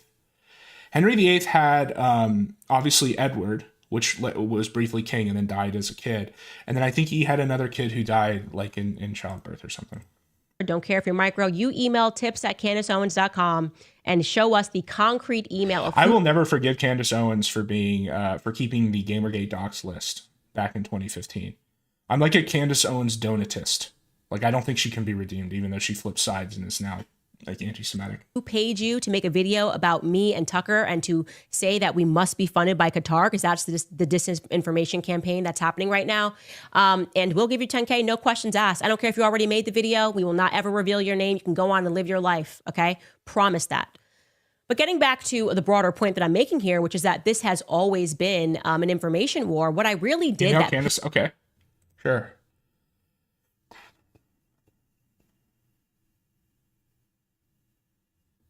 Do you think Candace's husband gets the ruler out and measures? Yes.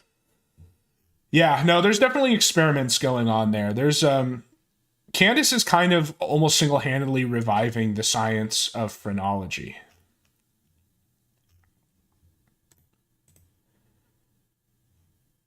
What's her email?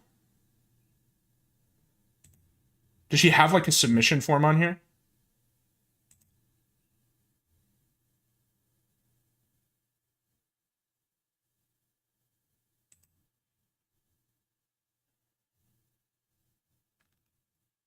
Here we go. I just wanted to say that I'm not angry, but I'm angry at the system. You know, my situation was transactional, you know, looking back at.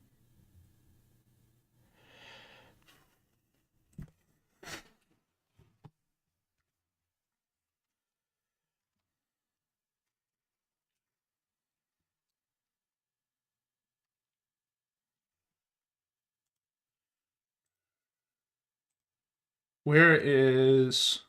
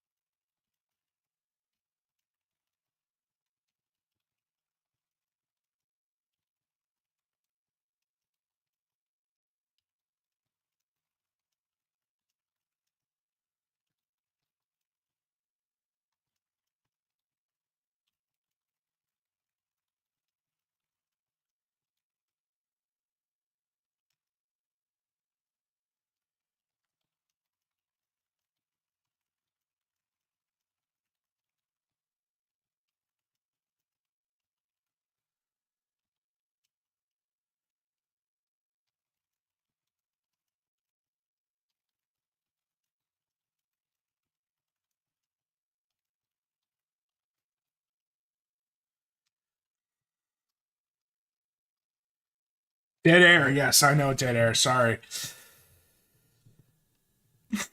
Tell her about culture critique instead of this. Oh, you want me to give her a serious message? Why?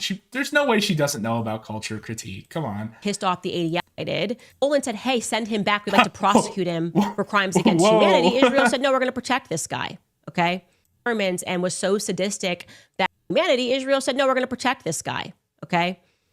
Now, is she going to talk about, is she going to talk about, what was it? The Israeli spy who stole 200 pounds of enriched uranium from the U.S.? The German genocide is not something that happened. It's something that they're not allowed to talk about, because then what they did was they also passed speech laws. So still. Fine. I'll tell her about culture critique.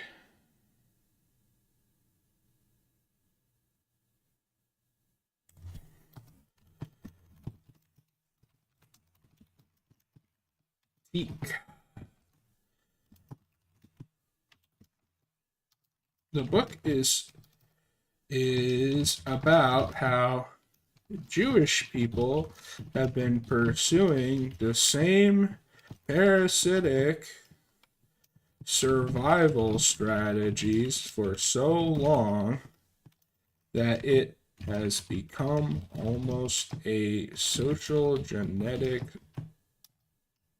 behavioral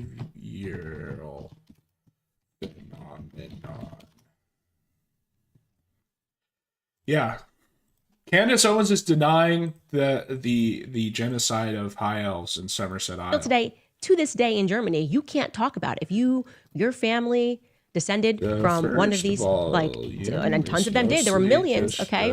This intentional ethnic cleansing, you can't talk about it, which is why I do, because I'm American and I still have free speech. It did not start just after the war. In fact, if you want to and you are interested in learning more about what you don't know, you should know that calls to genocide the Germans, a war on Anglo-Saxons, began long before that, before World War II. Truly, I trace it to the communists who attempted to overthrow Germany. There was like a movement of communists that tried to overthrow Germany in 1848. These are called the 48ers. Wait, what? And when they were unsuccessful, Wait a minute. Is she going to talk about what I think she is? 48ers, and they weren't just from Germany, but they were all coordinated. You see here, it says we're. Is she going to talk about how most of the 48ers were high elves? Is she going to talk about the ethnic makeup of the Soviet high command? Is she going to talk? Whoa. Europeans who participated that were expelled or emigrated from. Skylar, if you scroll down, it will start listing families that came from these 48ers. You've got like, you know, the Pfizer family, the family that started kindergarten, all of these huge publishers and writers. The majority, I mean, they were all.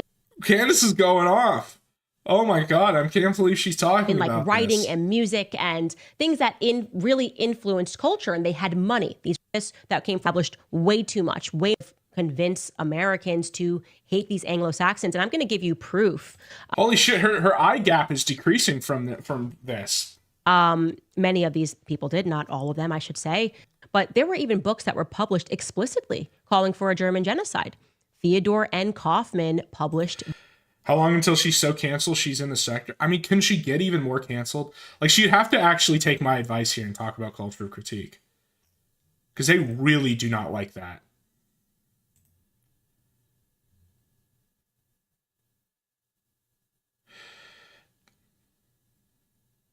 Yes, Eisenhower did change the designation of POWs. Also, like 3 million Germans died in the forced remigrations This book, of Germany Must Perish, right? Oh, she's gonna talk about the Morgenthau plan. Do you see this? That he was this businessman, and maybe she has already talked about cultural critique. Honestly. Also, why is this not submitting? Do I really have to put an email in?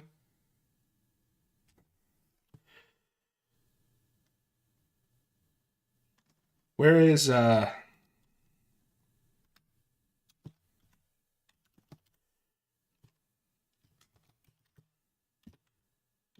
think it's that. I think it's this. Yeah, I don't know. I don't like the protocols of learned elders of Zion. I don't think it's a good argumentation tool.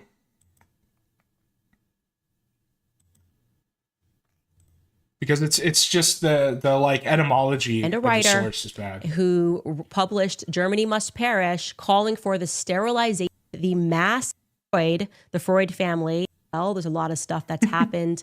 Anyways, we won't be able to get to all of this today. That's crazy. Sadistic. Wow. So yeah, she's also, this will not submit.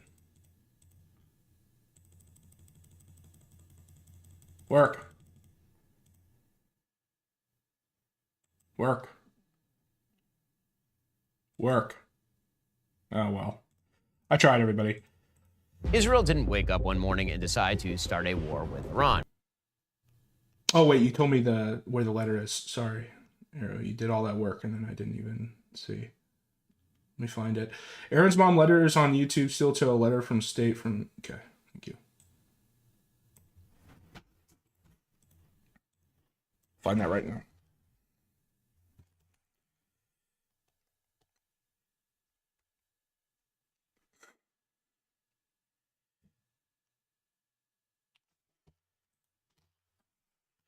Okay, Steel Toe Show, a letter to the state from Aaron Impulse.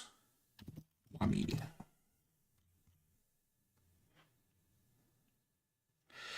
Select type of inquiry.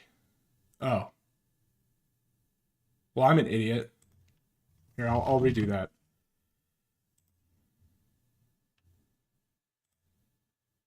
Don't worry, I remember it. What I said.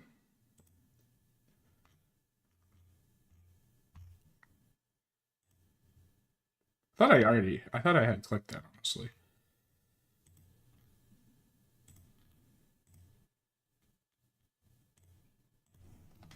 Joey Beezer. jmoon@pm.me.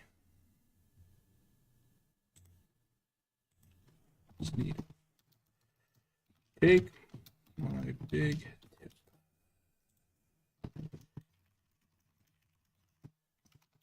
Beezer, my friend, my boyfriend calls me Go Gun Gear. I run a show with founder alt-right Worski, and we were wondering if you knew about culture of is a volume of books about how consistent application of specific parasitic survival strategies by Jewish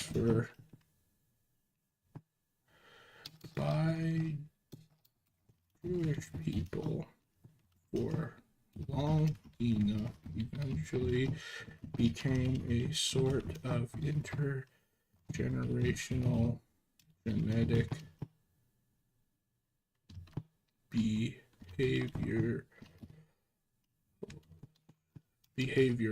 phenomenon. Wish I knew how to fucking spell, guys. Volume 1 is a general recapitulation of Jewish history. Volume 2 and 3 is when he applies that history to come to conclusions. Volume 1 got great reviews from the establishment, including many Jewish authorities. However, the next volumes were largely rejected due to their logical conclusions. Okay. So Richard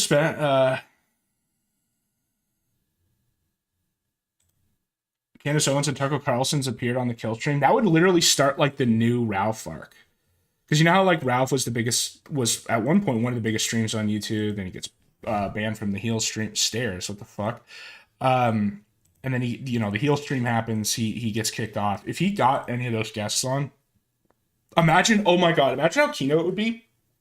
He gets Tucker on, but he doesn't take the Zanny before the stream. He takes it like 10 minutes into the stream.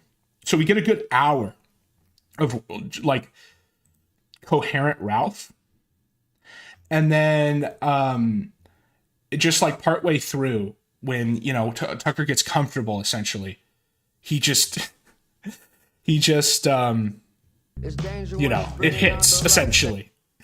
And Tucker realizes in real time that he's in the sector.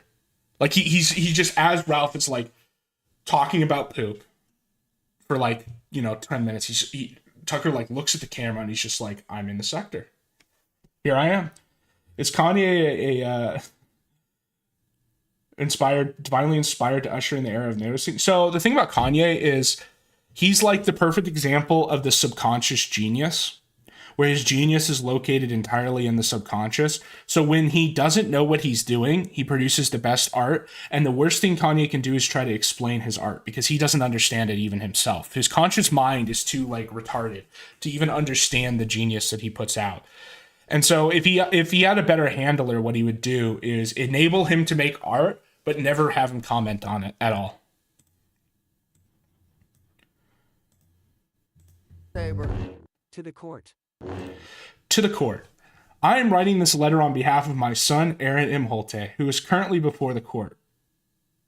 Okay. Then why did you... Whatever.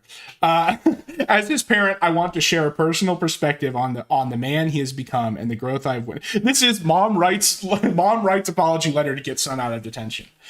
There was a time when my son went down a difficult and destructive path. Like many young people...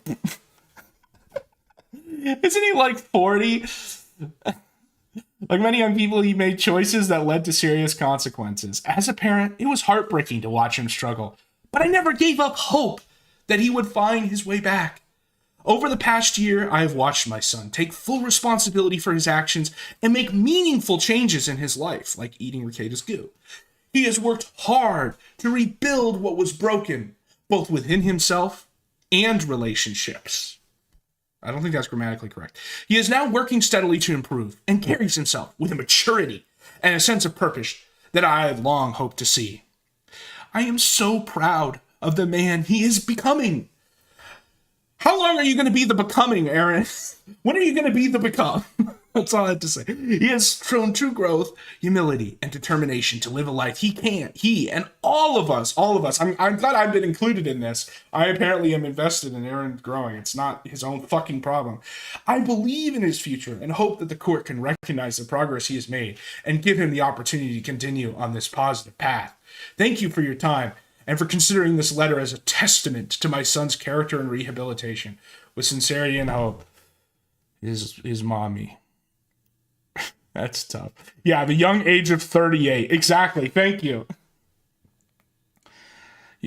He's been eating a lot of someone else's. Yeah, where's this mugshot?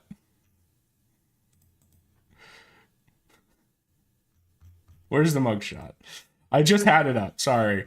I was just thinking of this mugshot while I was reading this letter, because it's like, my little boy, my little teenage boy, you know, he had a bit too much to drink. He crashed the car, but you know, didn't you when you were that young? That's what it sounds like, you know. But it's like, no, you're there we go. There we go. I'm proud of the man he is becoming under the bright red light. He is the becoming. Forever the becoming, never the become, Aaron. That's tough. Another win for the toe. What we are watching unfold right now is not the beginning of a conflict. It is the culmination. The thing with Ben is, I think Ben is unironically really smart. And when I say that, I don't mean I agree with him. I disagree with him on a lot of stuff. But I think he's he's strategic. And he used to be a lot more centrist. And I think he's moved to the right because he's seeing the way things are going. The real question is going to be is how far to the right can you go while still being a high elf? Because eventually you are going to have a problem where, eventually you are going to have a problem where it's like you can't like be a high elf and get super far to the right. So we'll see how far you can go. Up one morning and decide to start a war with Iran.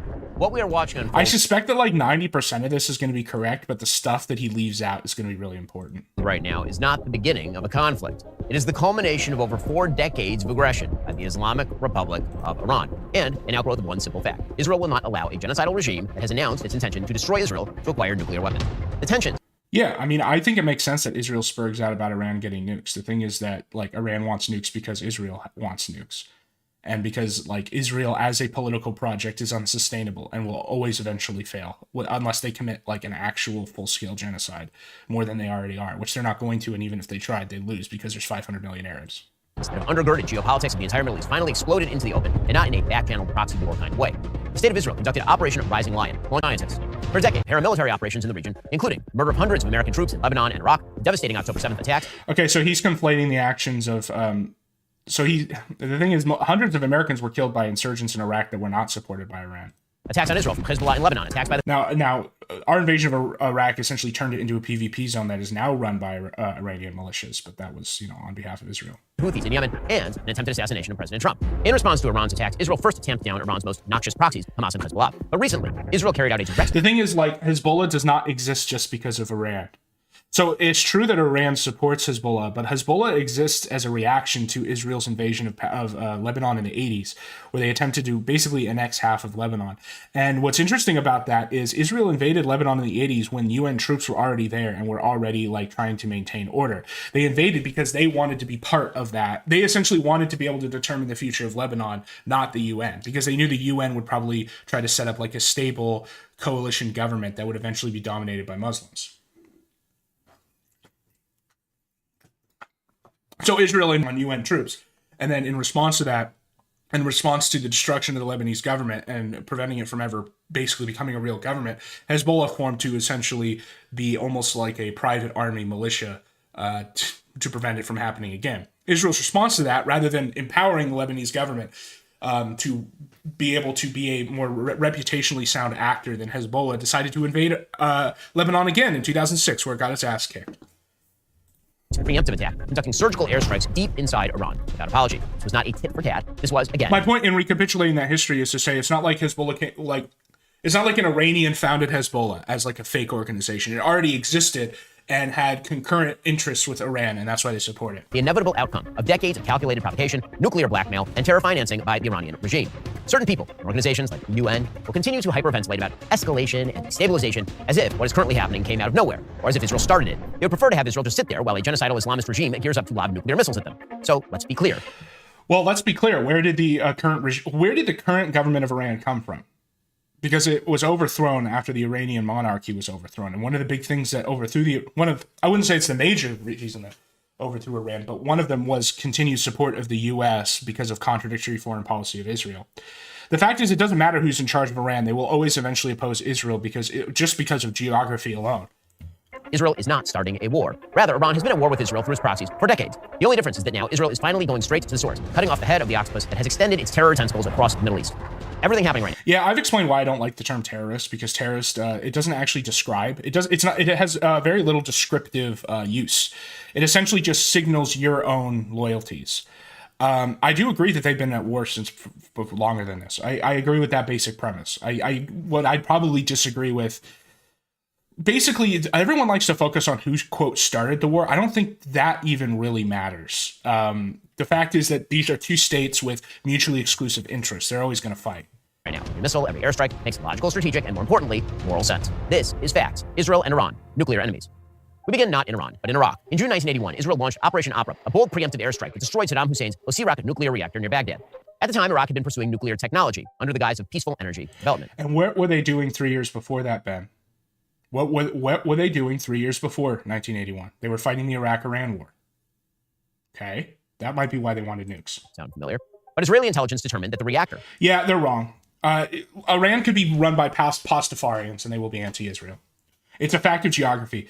The Middle East has three power centers. There will always be an empire in what we call Iran. There will always be an empire in Turkey, and there will always be an empire in Egypt. And usually what happens is one of them wins and can conquer conquer one other section, but usually never all three. It's very rare. The only examples of any empire being able to hold all three power centers from an empire in the Middle East are the Caliphate briefly and Persia, ironically, the Kingdom Persian Empire. And because of that, it means that the modern day region of Palestine is essentially a crossroads of those three empires that will always be fighting. And therefore having a what is perceived to be a foreign colony there, foreign basically military colony, is always going to create, whatever states occupy those three power centers are always going to have a problem with it. Constructed with assistance from French engineers, the French, and partially financed by Italian companies, was in fact intended to produce. Iran does allow gender-affirming care, however, their reasoning for it, I don't think progressives would think it's very progressive. Weapons-grade plutonium. At the time, Israeli Prime Minister Menachem Begin and Israeli intelligence feared that if Iraq acquired nuclear weapons, it would pose an existential threat to the Jewish state. Yeah, and again, the reason why Iraq wanted nuclear weapons is because they had just lost a war to Iran, and had almost been overrun. Of Hussein's intentions, 8 Israeli Fs. And to be clear, that's not to say that Iraq loved Israel. However, there's an important timeline thing here, okay? So 1979, you have Iran and Iraq war, right? We supported Iraq in that war. We gave Iraq a lot of its weapons that it used to fight the Iran-Iraq war. And so during that period, Iraq was generally muted on its criticism of Israel because that was like part of the deal, right? And so when they were building like nukes in 81, that's because they wanted a deterrent against Iran, essentially, like a final deterrent against Iran. Iraq only turned really anti-Israel after the Gulf War, for obvious reasons, because we had invaded them. They had no reason to play dumb anymore. And so Saddam started shooting bottle rockets, Scud missiles at Israel in the 90s, and then in 2000 had a big parade indicating his support for Palestine. It's very funny that, 2 years later, we go and invade Iraq based off of lies, essentially intelligence lies. I wonder where we got that intelligence telling us that there were nukes there, inducing us to invade. And I wonder why it happened after Hassan had taken an increasingly vocal anti-Israel stance. 16A fighter jets, each carrying a pair of 2,000-pound Mark 84 unguided bombs, took off from Etzion Air Base in the Sinai Peninsula, accompanied by additional fighter jets providing cover. The pilots flew low to avoid radar detection, traveling more than 600 miles across Jordanian and Saudi airspace. Within 80 seconds, the Iraqi nuclear reactor was destroyed. The mission was a stunning success. Immediately after, the world condemned Israel. The UN. So the other material difference I'll make between Iraq and Iran is Iraq is a very invadable country. It's flat and it has two rivers, and power is always projected down rivers. Iran's constitution is actually really interesting. anyway, Iraq is like, if you were to bomb, if you need to blow up something, Iraq is a very good place to do it. Other than the north of Mosul in what the Kurds call Kurdistan. It's very flat, and you can project a lot of power through it. The point I'm trying to make here is that if Iraq builds a nuclear reactor, it's going to be somewhere that's easy to blow up, where in Iran, it's a totally different story. Security Council. And we're already seeing that now, where people are starting to question how much damage we actually did during the recent bombings. I don't really have a position on that because I just don't fucking know. But, you know, there's a report that came out today that indicates that we might not have actually damaged it that much. Like condemned the attack, including... Which then brings up the issue. I brought this up last time I talked about this, is what was the long-term plan of the attack? What was the actual long-term plan of the bombing? Because let's say that it was destroyed. Well, Fordo took only 3 years to build, which means it's probably going to take half that to repair. So are we just going to have Moab Day every couple of years?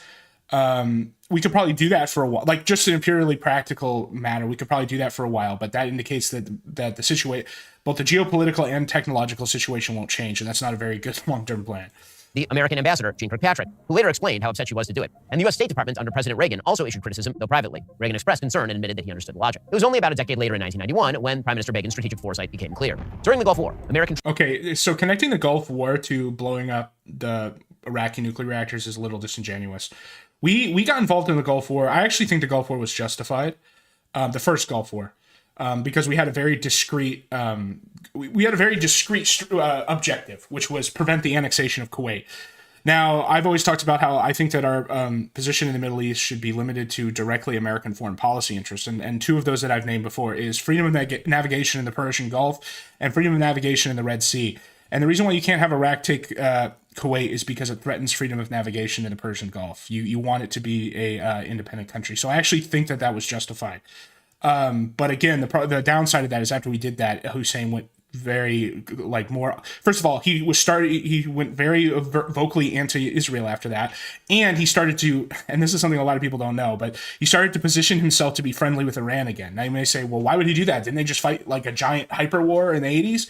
Well, he didn't really feel like he had a choice. And again, it's suspicious that then a couple years later we invade again. Troops confirmed that while Iraq's nuclear capacity had been diminished, Saddam Hussein did in fact intend to develop nuclear weapons because Israel had taken nuclear... Yes, Palmyra. That guy's a hero. It's a shame that Palmyra did end up still getting destroyed. Or I don't think it was entirely destroyed, but it was damaged, and it's a real shame. Palmyra is one of the greatest Roman archaeological sites in the world, and it was the capital of the Palmyran Empire during the crisis of the 3rd century. Nuclear proliferation off the table a decade earlier, American troops were left only to deal with... Ruled by a queen, Zenobia, and her general husband, Boytoy. Missiles. This entire episode established what is now known in Israel as the Begin Doctrine. Israel would act unilaterally and preemptively to prevent their hostile enemies from acquiring nuclear weapons. The precedent for foreign policy had been set. Security and peace maintained through deterrence and preemptive aggression. It turns out that President Trump's present-day peace-through-strength approach is not that much different. Meanwhile, Iran was watching all of this. Yeah, again, I'm not like an isolationist. I do think that America runs a world empire, okay? And that requires force. It's just a fact of the world. What I want to see are what's our interest and what is the long-term plan for that. And if you drop these bombs and they don't destroy the facilities and they don't actually prevent Iran from getting nukes in 3 years, and then you have to ask yourself, why do you want Iran not to have nukes? What is the ultimate goal? The Islamic Republic, less than 2 years old at the time of the OCU rocket attack, absorbed a powerful message. If they wanted a nuclear weapon, they would have to build their program in deep, fortified secrecy, underground, distributed, plausibly deniable. While Israel had dealt with Iraq's nuclear ambitions decisively in 1981... That's true. A lot of this history is true. There's just stuff he's not saying, too. Early 1990s, the newly entrenched Islamic Republic of Iran emerged as Israel's biggest threat. The Supreme Leader, Ayatollah Khomeini, and his successor, Ali Khamenei, immediately popularized the phrase, "Death to America," and began pushing for Israel's annihilation. Yeah, so this is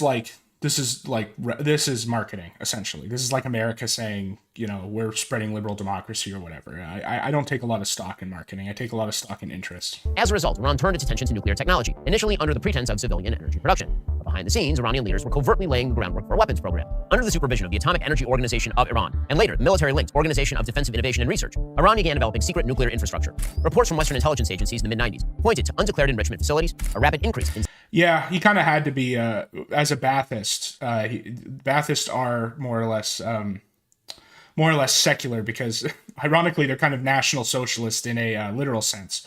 They're nationalists and they're socialists is what I mean. And also it made sense for Baathists to be in power in Iraq because Iraq is a very religiously diverse country. Centrifuge procurement and possible weaponization research occurring in military labs outside Tehran. The Iranian regime relied on He did do like a lot of pogroms against the Kurds. International black market to obtain the sensitive technology they needed for proliferation. Through ties with Pakistani nuclear scientists, Iran acquired, designed, for a centrifuge and its component parts.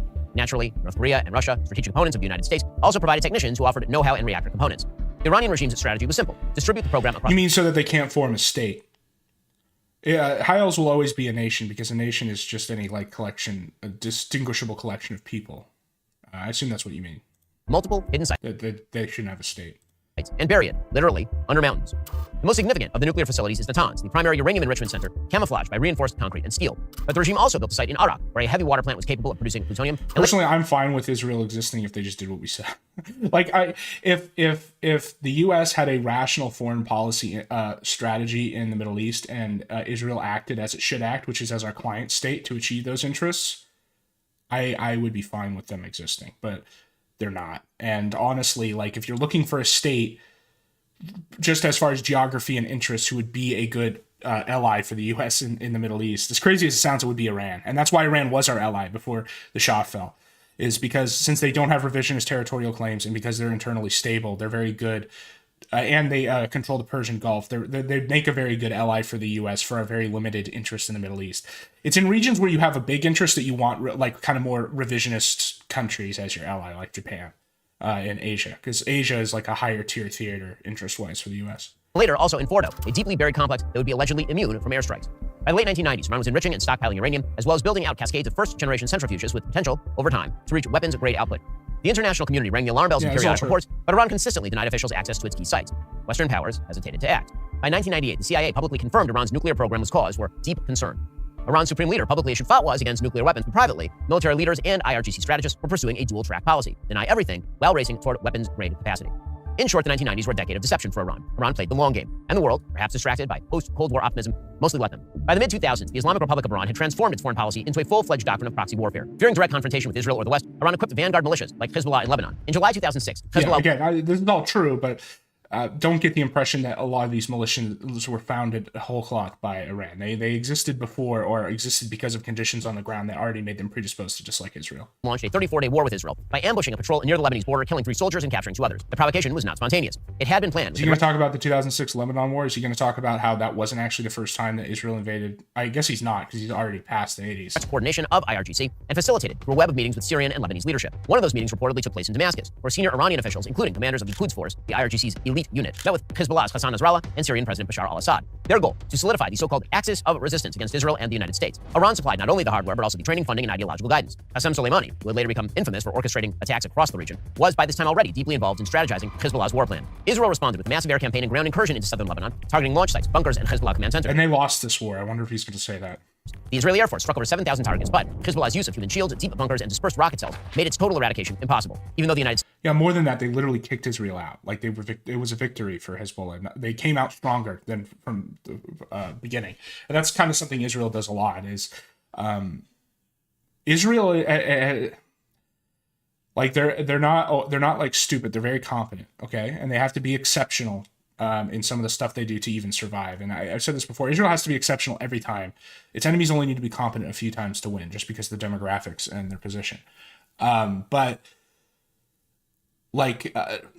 Israel has a tendency to make a choice about what it does, and it appears like a victory, and then it ends up being long-term like a defeat. And that's what the invasion in 2006 was. States and President George W. Bush offered diplomatic cover to Israel in the early stages. Pressure soon mounted for a ceasefire. By August 2006, UN Resolution 1701 brought the fighting to a close. Hezbollah claimed a divine victory. This trial served as a test run for the Iranian regime's new model of warfare: tunnel guerrilla warfare through state-sponsored militias. Tehran learned it could strike Israel without inviting direct retaliation, while gaining influence across capitals in the Arab world. This strategy would echo in Gaza, in Syria, in Yemen. Eventually, it would reach Israel from Iran itself. In these uncertain days, Israel now faces imminent attacks as war with Iran has already begun. Families across Israel are living in fear, wondering if the next siren will sound in their neighborhood. Israel just launched Operation National Fellowship of Christians and Jews, IFCJ.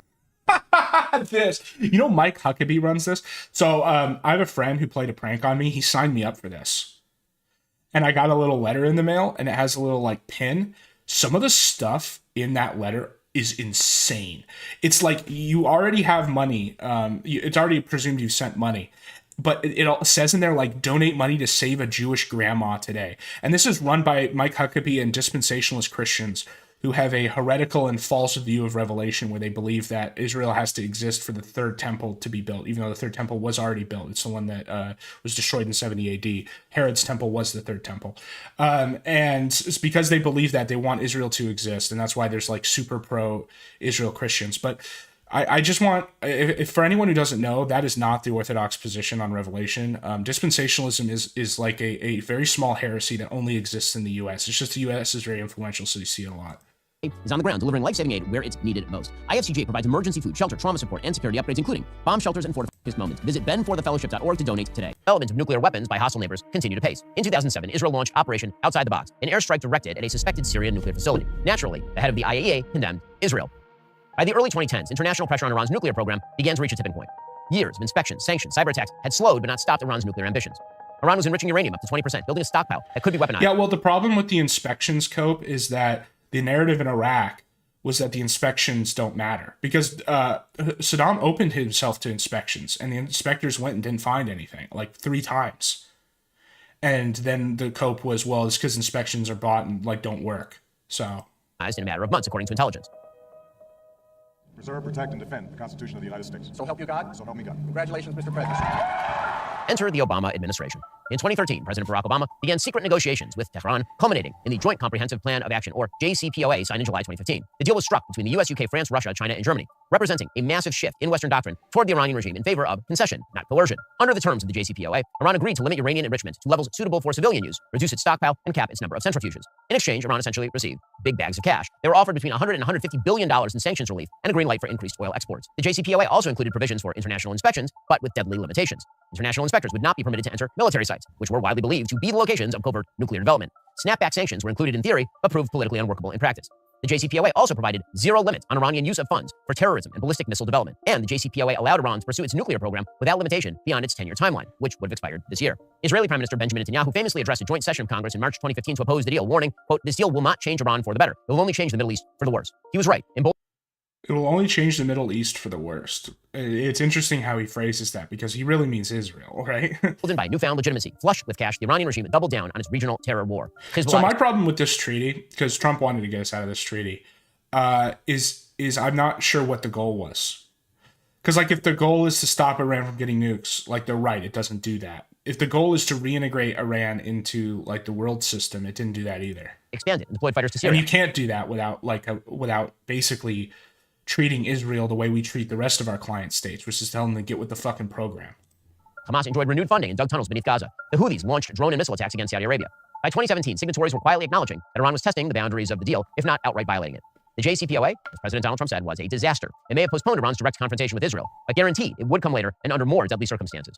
In contrast, President Trump's business sense told him the JCPOA was a horrendously lopsided deal. His administration launched a maximum pressure campaign, where the United States withdrew from the agreement, imposed crippling sanctions, and carried out the assassination of Qasem Soleimani, the head of Iran's Quds military force. The United States military successfully executed a flawless precision strike that killed the #1 terrorist anywhere in the world, Qasem Soleimani. Deterrence was reasserted, and then Joe Biden became president. He quickly created distance between the United States and allies like Saudi Arabia. It's interesting how he's trying to portray this as a Republican-Democrat fight on Israel. Like, both the Republicans and Democrats have no distinguishable foreign policy difference on Israel. While simultaneously reaching out to the Ayatollahs in an attempt to revive the JCPOA. The result was the most heinous attack on Jews since the Holocaust. On October 7th, oh God, fuck off, dude. 2023, Iran. I'm not saying it wasn't bad, but it's just like it's so disingenuous to portray it that way. Backed terrorist group Hamas carried out an unprecedented massacre of Israeli civilians, firing thousands of rockets while militants and Gazan civilians infiltrated Jewish communities, killing 1,200 people, dragging 250 hostages back to Gaza. Intelligence quickly uncovered Iranian involvement. Funding estimates ranged from $10 million all the way up to $500 million. And IRGC officials met with Hamas leadership just days before the attack. Meanwhile, the Qatari regime provided billions in support to Hamas, Qatar, of course, being a close ally of the Iranians. October 7th was masterminded. All of them except Thomas Massey. Thomas Massey, I think, is literally the only one that hasn't got money from AIPAC. Part by Iran. Israel responded by invading Gaza, determined to retrieve its hostages and finish off Hamas. In April 2024, Iran launched drones and missiles directly at Israel. Israel intercepted all of them. In September 2024, Israel carried out the aptly nicknamed Operation Grim Reaper, cutting Hezbollah off at the knees. In October 2024, Iran launched even... Yeah, you know, a lot of people praise this, the pagers thing. I'll say that from like a purely operational point of view, it was pretty impressive, and they killed a lot of people in Hezbollah. The problem is that when you do bombing strikes like that in civilian air. So like the problem with Lebanon is Lebanon could be very useful for Israel if they had played the whole game differently. If they had conducted state building in Lebanon in the 80s rather than invading and preventing a stable, like religion, non-sectarian state from being formed, Lebanon would actually share a lot of interests with Israel because they're very similar. They're kind of in a similar position geographically, and also like they're small, and they're surrounded by larger, more ideologically driven neighbors. But rather than allowing a non-sectarian state from forming in Lebanon, they invaded and like alienated the Lebanese people, which then created Hezbollah. When you do operations like this, yes, you know, you kill a lot of the guys in charge of Hezbollah and stuff. The problem is, to do that, that's like a very attritional strategy, and Israel's never going to win an attritional war. There are always more Arabs. There are always more people who want to destroy Israel who will just join Hezbollah and replace those guys eventually. The only way to destroy Hezbollah is to destroy what created Hezbollah, which, like I said, is this power vacuum where there's no state to actually provide for the defense of Lebanon and negotiate on its behalf. And when you do these sort of bombing strikes in civilian centers, where you have a little girl in this picture who just saw a guy get blown up, like, what do you think these kids are? These kids are going to hate Israel for their entire life because this is the only thing they see from them. And if they're just gonna perpetuate like fighting against it. So again, it's like one of these things where it's like a short-term victory, but a long-term defeat. Like it doesn't, I don't know. I feel like, because of the sort of like hyper paranoia, that Israel has and just like high elves in general, it leads to these cycles, these like persecution cycles that occur basically every 200 years. Even more drones in Israel. Israel responded by striking military infrastructure in Syria. The Hamas on the ropes, Hezbollah crippled, the Syrian regime collapsed completely in December 2024. Israel had effectively devastated nearly all of Iran's proxies sent to destroy it between October 7th and December 2024. But Iran kept building the nuclear weapons. In fact, according to the IAEA, it accelerated its efforts, and despite President Trump's best efforts to negotiate a nuclear deal that would end Iran's nuclear development, the Ayatollahs continued to insist on precisely that development. While Yeah, I mean, I brought up comparisons to North Korea last stream, where the reason why North Korea has nukes is because we couldn't make a decision about them in the 90s. We went back and forth between conciliation, from being like very hard on them, to conciliation, to being very hard on them again, until eventually they're just like, fuck it, we're going to make nukes, and no matter what you do. And Iran is basically in the same position now, especially like even more so with Israel being there and having nukes and being held to literally no standard about their usage. Israel and the United States. All of that, or just their, I don't know. Not that obviously they haven't launched nukes, but you know what I mean. Toward what happened yesterday, June 13th, 2025. Israel carrying out Operation Rising Lion, dispatching hundreds of fighter jets and drones to strike over 100 nuclear and military targets across Iran. Then Hassan's enrichment site was hit. The Isfahan conversion plant went up in smoke. The regime's top that's Hussein Salami, Mohammed Bagheri, Ghulam al-Rashid, and most of its top nuclear scientists were all assassinated. And according to Prime Minister Netanyahu, the operation is just beginning. Let's be very clear again. What we are witnessing right now is the consequence of decades of Iranian Islamist ambition colliding with immovable Israeli resolve. Iran has pursued a clear strategy since... Yeah, but that's ambition too. Like, they have an ambition to... Okay. 1979. Undermine the West, destroy Israel, dominate the Middle East by any means necessary, whether through terror proxies, nuclear blackmail, or open missile warfare. From the 1981 Operation Opera in Iraq to the Iranian regime's 1990s covert nuclear buildup. From the 2006 war in Lebanon to Obama's 2015 deal. From Trump's Soleimani strike to October 7th, 2023, and now, Operation Rising Lion, Israel has not wavered in its belief that it must act before it is too late. And yet the world keeps acting surprised. But here's the truth. Israel is doing what every sovereign nation has the right and the obligation to do. It is defending its citizens. It is preserving its future. And this is kind of what I expected, where it's like, I don't think he lies in this video. I don't think that there's, because I think Ben is smart. It's like what he doesn't talk about that kind of makes the narrative a little more complicated than Iran attacked Israel one day for no reason and has been doing it for 20 years. And I actually agree with this last point. I think that, like, it's not really about rights, guys, because states exist in a state of anarchy, okay, a state of nature, as Hobbes would say. There's no higher authority, like, and I believe in God, so I think there is a higher authority in the state. But I mean, like, practically on Earth, there is no higher authority than the state. So there's no really, that's why, like, the idea of, like, war crimes, it just doesn't really make any sense. It's not that Israel has a right to do these things. It's that this is just what states do. They are dispassionate. They're not moral entities. They defend their an overriding interest is in their own security. And so if Israel or any other state feels threatened, they will literally do anything, including the worst crimes or whatever, to defend, like, staying in power and their own security. So it's not really a rights thing. It's just, as an American, why is it the U.S.'s interest to sweep for Israel and to, like, be involved in all these conflicts? And that's an argument he didn't really make in here. He's speaking to an audience that presumes that Israel's interest is coterminous with America's just a priori. Because, like, basically the argument he makes in here is Iran is a threat to Israel, therefore Israel will fight. Cool. I think you successfully made that argument. Sure, I'll agree to that premise. But if you're speaking to like the American people, which is the audience here, because Ben himself is in America, you have failed to connect that interest to the U.S.'s interest. It is sending a message to tyrants and death cults everywhere. You might threaten, plot. And then he says like tyrants and death. It brings in the ideological element. I've said before, I don't think it matters who's in charge of Iran. I think it's purely realist. It's purely realist foreign politics. Even launch an attack, but if you cross a line, there will be consequences. Every authoritarian regime, from Beijing to Moscow to Pyongyang, is watching. If Israel succeeds in deterring Iran and dismantling its nuclear infrastructure, it reaffirms. I hate that term, like authoritarian. It's like every state asserts authority. Like they all claim imperium, you know? A basic principle. One President Trump has led with through 2 terms: peace through strength. The free world must have a spine. If the West succumbs to its suicidal apathy, if the international community continues to... Yeah, and that's what I mean, where he made the connection of why Israel's a threat to, why Iran is a threat to Israel, but not to the quote Western world.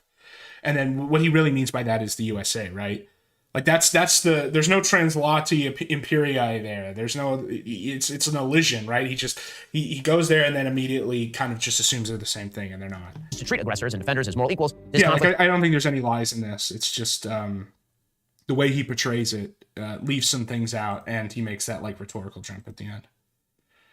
I hope Liver King gets out. I'm hoping he can just save his family, because we just don't know what it's like, guys. You don't know what it's like. All right, I'll be back on Friday. Everybody do some affirmations that something crazy will happen, so I can talk about it. Also, yeah, keep posting the red text. Keep getting banned. They can't ban y'all. Well, I guess they can, but you know, just make a new account, I guess.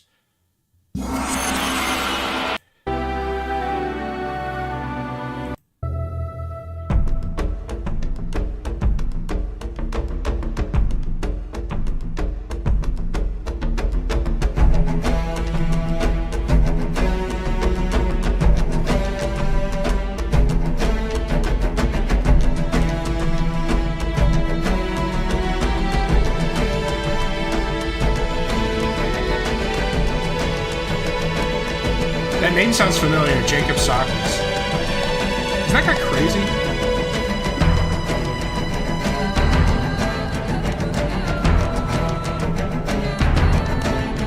Nah, I'll represent myself, bro.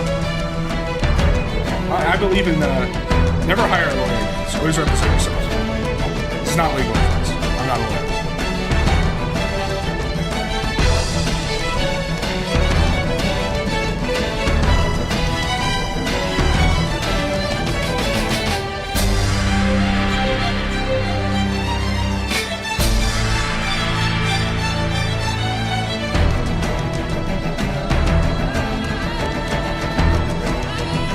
Yes, that's who he is.